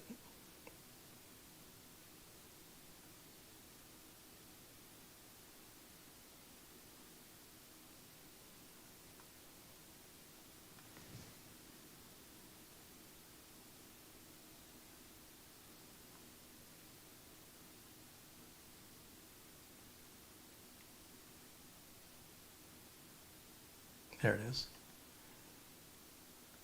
It just says USB 3.2. It doesn't tell me if it's Gen 1 or Gen 2. I'm going to guess it's Gen 2. There's got to be an easier way to figure this out.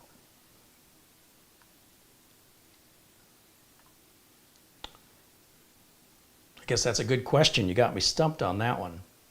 But we can see the real world performance when I plug a real device into it. And so it's going to max out as far as your Samsung T7 goes.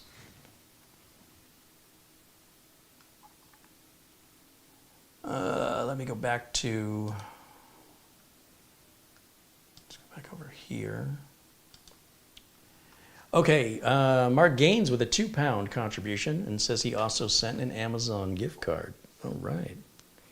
Indeed he did. A $25 Amazon gift card from Mark Gaines. Thank you, my friend. Cheers, I suppose I should say, to my friend in the UK. One of my many friends in the UK, I'm proud to say. Winston Liu contributes $11 Canadian. Kerry, when are you going to do more Beelink computers?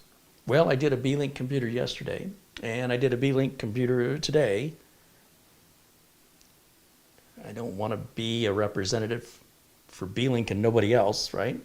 So for the sake of having some variety and consistent, for the sake of variety, I don't want to keep doing the same manufacturer over and over again. That just looks like I'm being paid, which I'm not. So I want to have fair comparisons from other manufacturers. So next will be the Ace Magician. After that will be a Minis Forum, I believe. And after that, we may be back around full circle again over to the GTR7. The GTR7 is the next build I'm expecting from Beelink. And if I Google that, let me see, let me go over to my browser. See if there's any information that's publicly available on the Beelink GTR7.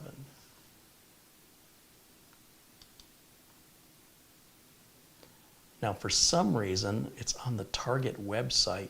It's never been available for sale, but it says it's sold out. So the GTR7 Mini PC is an 8. That's not right at all. It's completely wrong.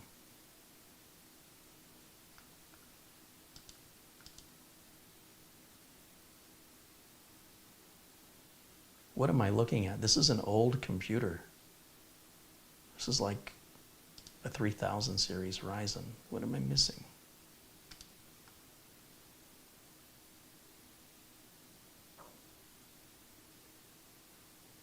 It's an older model.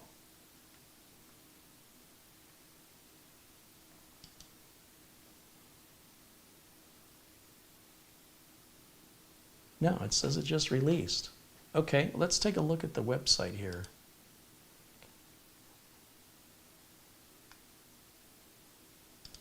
What does Beelink have to say about it?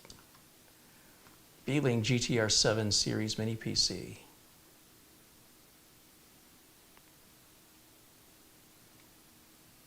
It's a Ryzen 7 7840HS. Ooh, and a Ryzen 9 7940. Holy cow, that's going to be fast.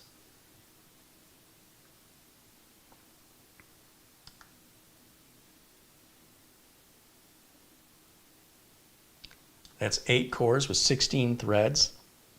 It could run up to 5.2 gigahertz.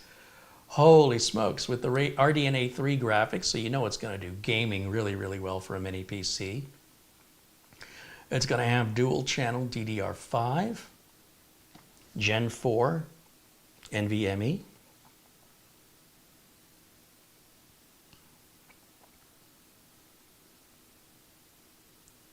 Look at all the I/O. Oh, that makes me happy. I like it already. A fingerprint scanner, yeah, I could live without that.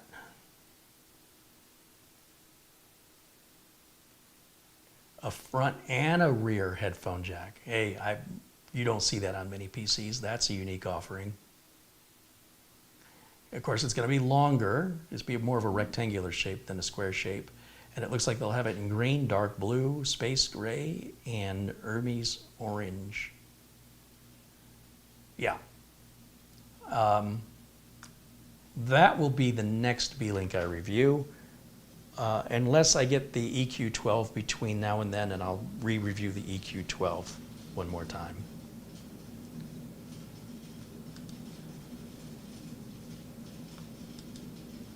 Pretty good.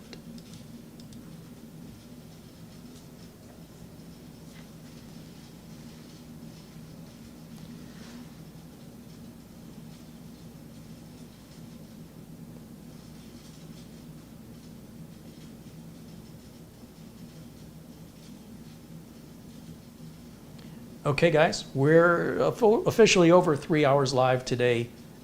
Any other questions I can answer, please ask now. I'll stick around as long as you have questions. But if there's no other questions, I've said what I've got to say. Have you? I'm going to give it a minute for you guys to type your question in. I'm going to walk over here and grab a cold Gatorade. This one's gotten too warm.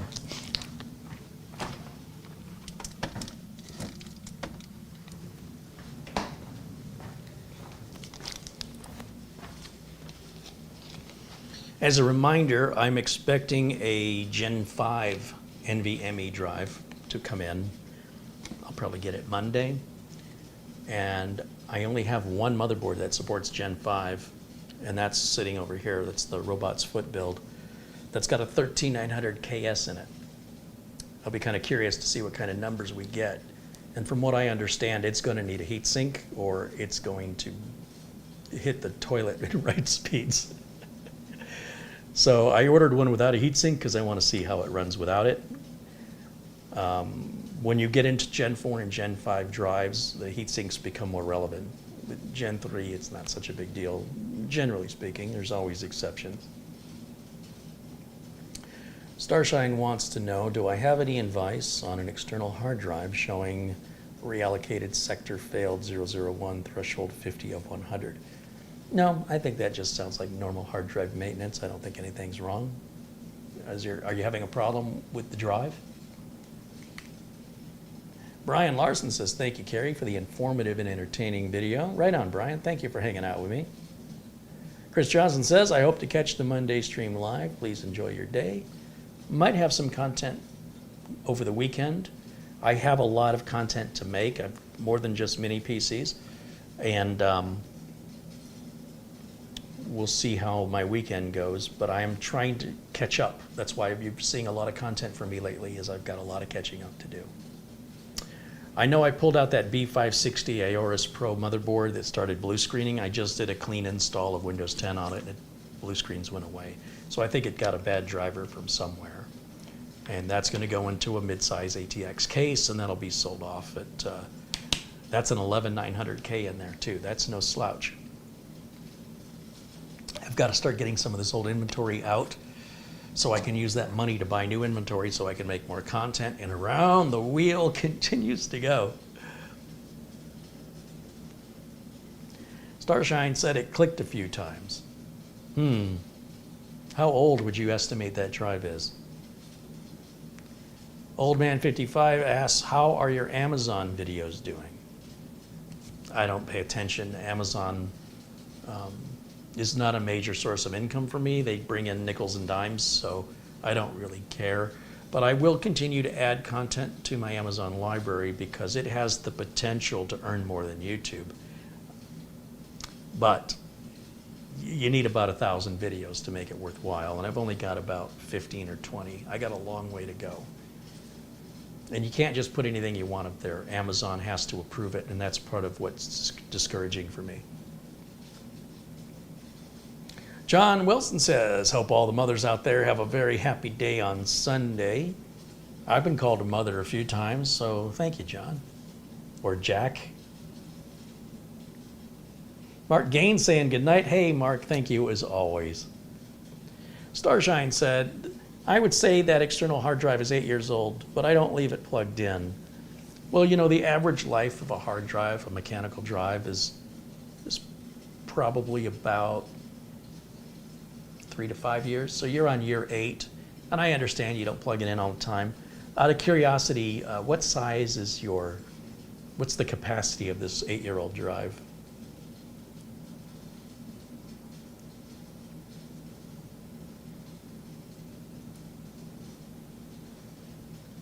Also, if you have any technical questions, I know some people, when I first started the broadcast, were asking about technical questions, which I wasn't going to get to because the title of the video is about this unit here. But now that that's done, I'm happy to entertain those questions now. Starshine says they have a 1 terabyte Toshiba passport.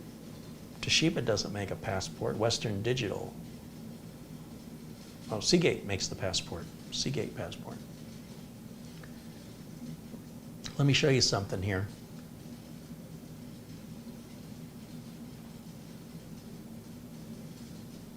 Let me go back to my window capture mode. And let's go to Amazon. And let's type in 1 terabyte passport, external hard drive, brand new. Brand new.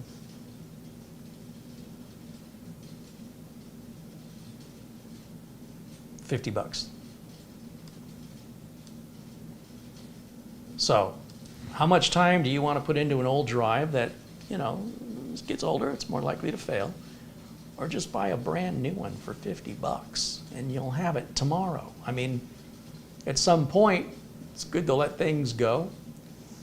And you know, 2 terabyte isn't that much more money. For just about $15 more, you can double the capacity and then make it better than it ever was.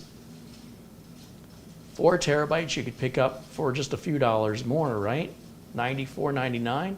And 5 terabytes, $108. So you could have a drive 5 times larger that runs much faster in data I/O under warranty, or you can continue to futz around with an older drive that's slow, relatively small in capacity, and is going to eventually die no matter what. There's no repairing mechanical hard drives, you know. Once they start to go, generally speaking, the end is near. However, it's impossible to be able to predict exactly how much time is left, but they're so inexpensive these days, they've become just disposable commodities. It's just, you know, and you have other options besides Western Digital. In fact, if we scroll down here and see what other recommendations, yeah, Toshiba's are called Canvios.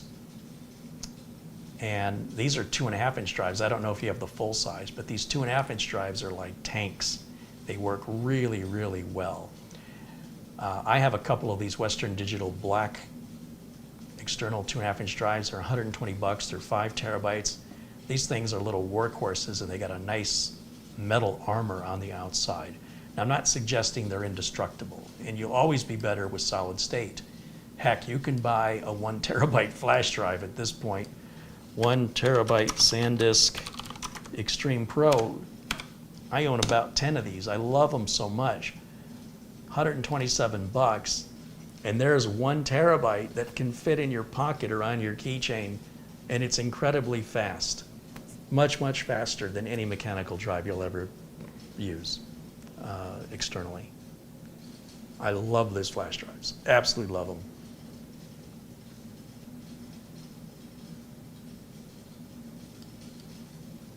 So I'd just start making arrangements to replace that drive if I were you.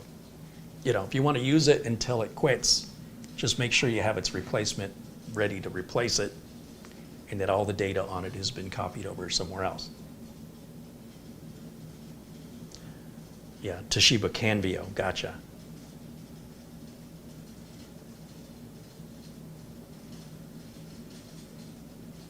Old Man 55 says, if you got 8 years out of that, you got your money's worth. I would agree. And, you know, I don't think that you need to panic, but I would plan for replacing it before it dies rather than waiting until after it dies. That's just me. Doman 2000 says, it'll quit in the worst possible moment. Yeah, that's probably true. Star Sign says, I'll hunt down an SSD, I think. And if you want to save a lot of money, I'll tell you what you can do. Let me go back over to my screen capture. If we look for a 1 terabyte, you know, assuming you still only want 1 terabyte, we go to a 1 terabyte.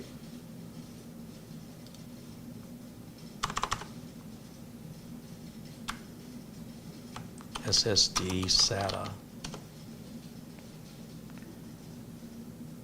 And here is a T-Force Vulcan for $38.99. All right, it's a 2.5-inch solid state drive, 1 terabyte, $38.99. And then buy a SATA to USB cable, and that will cost you $8.99.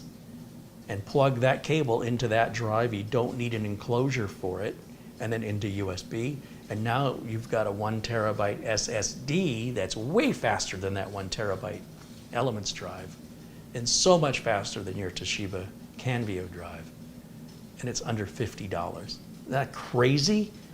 A solid state drive of the same capacity is less money than the mechanical one? It's a crazy world that we live in.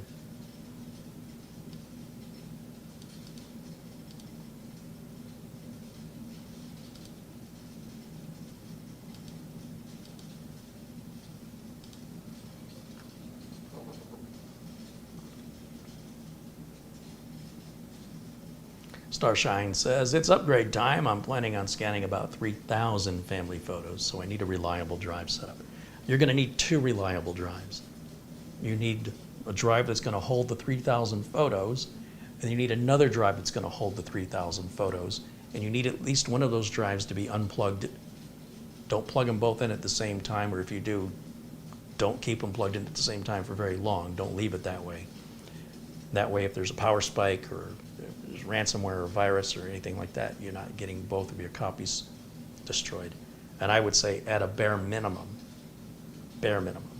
You could also, you know, use Google Drive for free and upload a copy out to the cloud, depending on whether or not you're going to consume all the space. And, you know, and of course it's cheaper to buy the space on Google Drive today, but over time,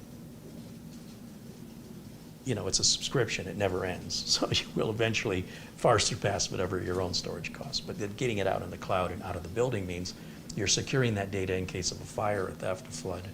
But those are priceless memories, you know. You want at least 2 copies at all times.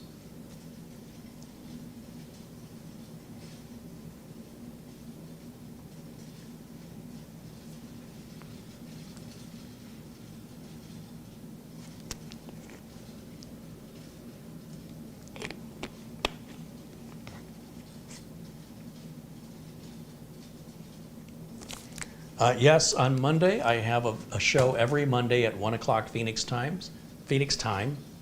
That is for members only, and those videos will stay members only. Those videos will never be released to the public. And if you become a member, you can go back and see all the members only videos that you've missed. That's the only way you can watch them. And that's just my way of showing thanks to my members. Right? I want to do a little something extra for them because they're doing a little something extra for me. Fred May says, greetings from Louisville, Kentucky. Tim Teal says, have a great weekend. Thank you, Carrie, for all the great content. Thank you, Tim.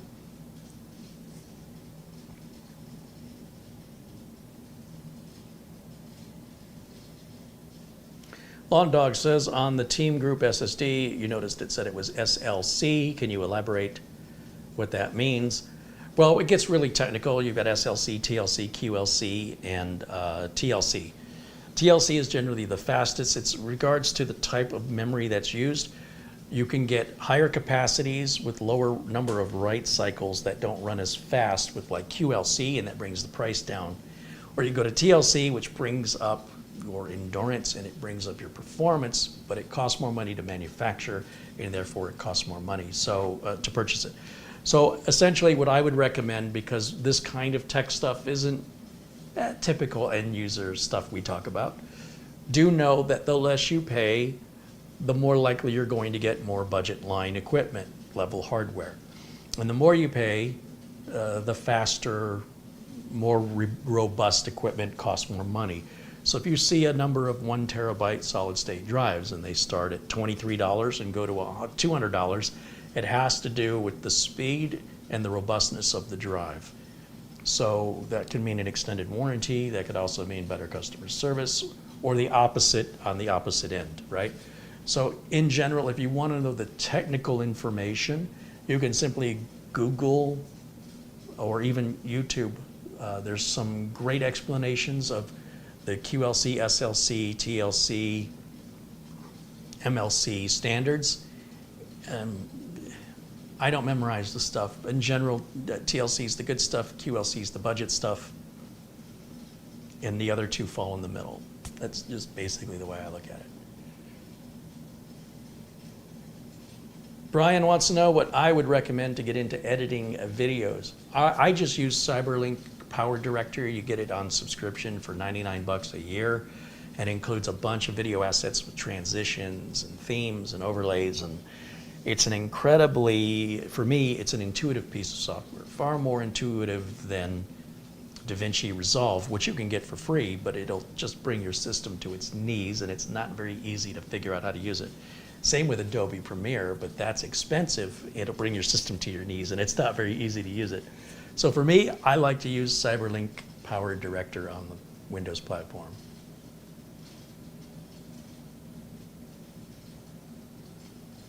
David Herzog says, great show as always, Kerry. Keep up the valuable technical content coming. Right on. Thank you, David.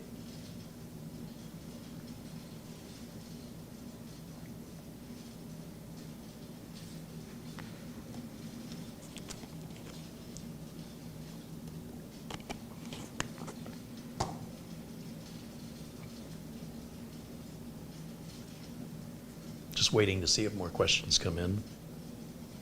And I want to know where my 8 terabyte drive is.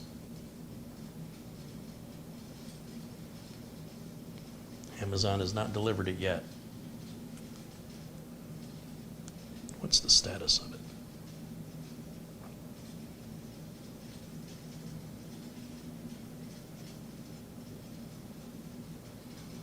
Arriving today by 8 p.m. I only got another 3.5 hours, I guess, before it might arrive. I was hoping if it happened during showtime, I could pop it in there and see if it'll work, but I don't think it's going to happen. It's not in the cards for me today after that. But once I've got it, I'm going to keep it around just for that reason.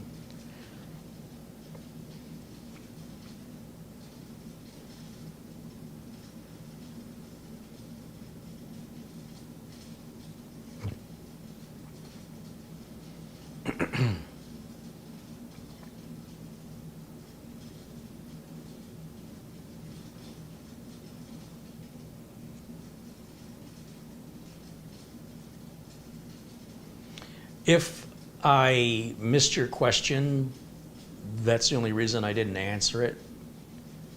And with the chat moving as quickly as it can, and while I'm focused on doing other things, sometimes people think I'm ignoring them, but I'm not. So if you asked a question that I didn't answer, it's because I didn't see it. And if you take this time now to put your question in the chat room, I will answer it now before I go. I am stalling just to give anybody who wants to ask the opportunity. Winston Liu contributes $2.20 Canadian and said, I sent you a PayPal for the Beelink PC. What? What does that mean?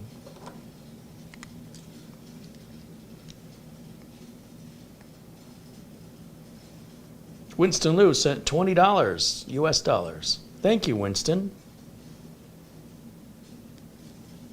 You're saying, but when you said for the Beelink PC, what did you mean by that? Bradley Morris has a question. Are those HDMI modules for the HP Mini PCs, do they work on all models, or do they have different modules for different models? Oh, they most definitely have different modules for different models, because as the models evolve, so does the technology, right? So the motherboards have to be redesigned for different chipsets and different CPUs, and therefore the layout of the boards change, and so the connector needs to change. So they make a different connector based on which family of product you have. Yeah, they're not just one size fits all. It's not universal. It is very proprietary, yes. Winston New says, I want you to buy more Beelink. Okay. Which Beelink would you have me buy, Winston? Is there a particular model you're most interested in? They have a lot to choose from, and I've covered a lot from them. After a while, they all start to look alike, but I am very curious as to if there's a specific model. As I mentioned, the EQ12 and the GTR7 are on the to-do list. Those are definitely coming. But beyond that, because they come out with new models so often, it's just a matter of a couple of months. I'm sure they'll have another new model out. He says, any model. Right on. Well, thank you, Winston. I'll see what I can do to accommodate your request, my friend.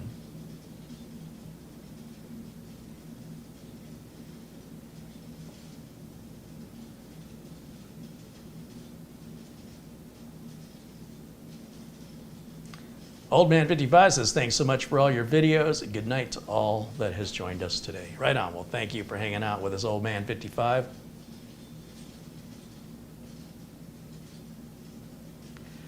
Lawn Dog said, I noticed that the screwdriver's set on your table with the orange handles. What do you think of the case they come in? It's fine.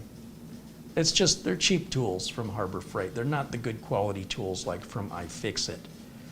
And, you know, if you're in the US, you can go to Harbor Freight Tool. Heck, you can go online. Some of the Harbor Freight tools are even sold on Amazon. Let me take a quick look and see. Let me turn my window capture back on. It should take us back to Amazon. Let's take a look at Pittsburgh. What do they call this? Precision electrical screwdriver, 6-piece. There they are, 18 bucks. That's the exact set I'm using right there. Now, if you go into Harbor Freight Tools, I imagine it's much cheaper. You're paying for the convenience of having it shipped to your door. Harbor Freight Tools, and let's do the same search here.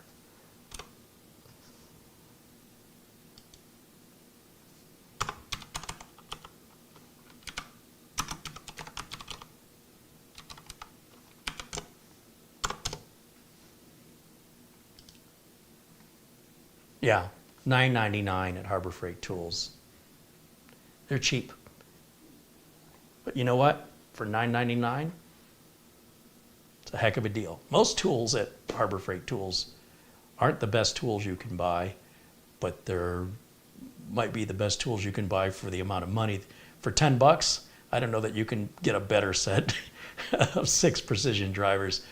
I'm very happy with those, and I'm sure that's probably what I paid, was 10 bucks for it. So just so you know, if you don't want to be bothered to get in the car, or if there's not a Harbor Freight close by, you can just order them from Amazon for not quite twice the price, but at least the shipping's free.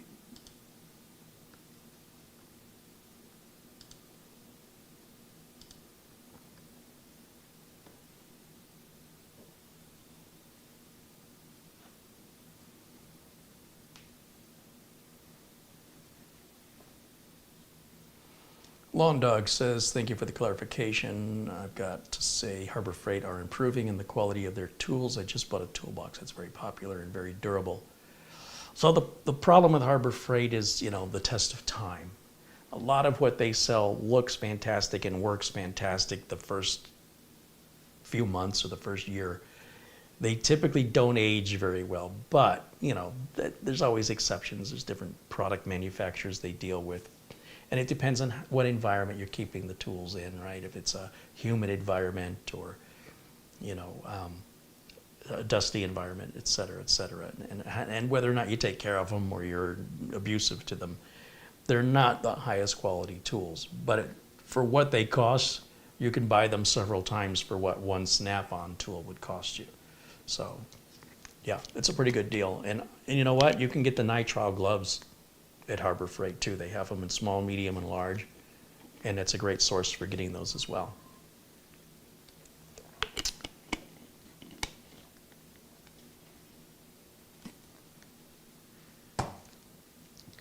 I guess I need to put all this back together. I'll do that as I wrap things up. So I suppose I will wrap things up now. I see the chat room has significantly quieted down. I hope you enjoy the rest of your Friday. Thank you so much for hanging out, as always. A shout out once again to everybody who has contributed during today's live broadcast. And that includes Winston Liu, Mark Gaines, Garfield Rupe, Ron S., Fred Sunderman, who just became a member, Martin Hogg, Larry G., Larry Hall, Ian Gooch, Alan Lindas, Mortant 1210, who continued his membership into month 12. OG Gaming continues his membership as well. Thank you guys, as does Bob R., who's also been a member for now 12 months. Thank you as well to Bradley Morris, who's also been a member for 12 months. Boeing 757 pilot for your Super Chat contribution, as well as Nick Poverman, Peter Laycock, Colin Hunt, Dwayne Blackwelder, of course our good friend John Jack Wilson, and Avery Ramsdorf, as well as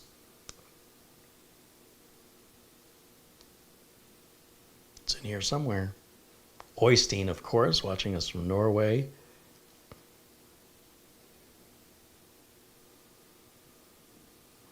And Susan Lawrence, who we just turned blue today. And Dustin Fuller, of course. So again, you guys make these videos possible. And without you, there's just less content. So thank you for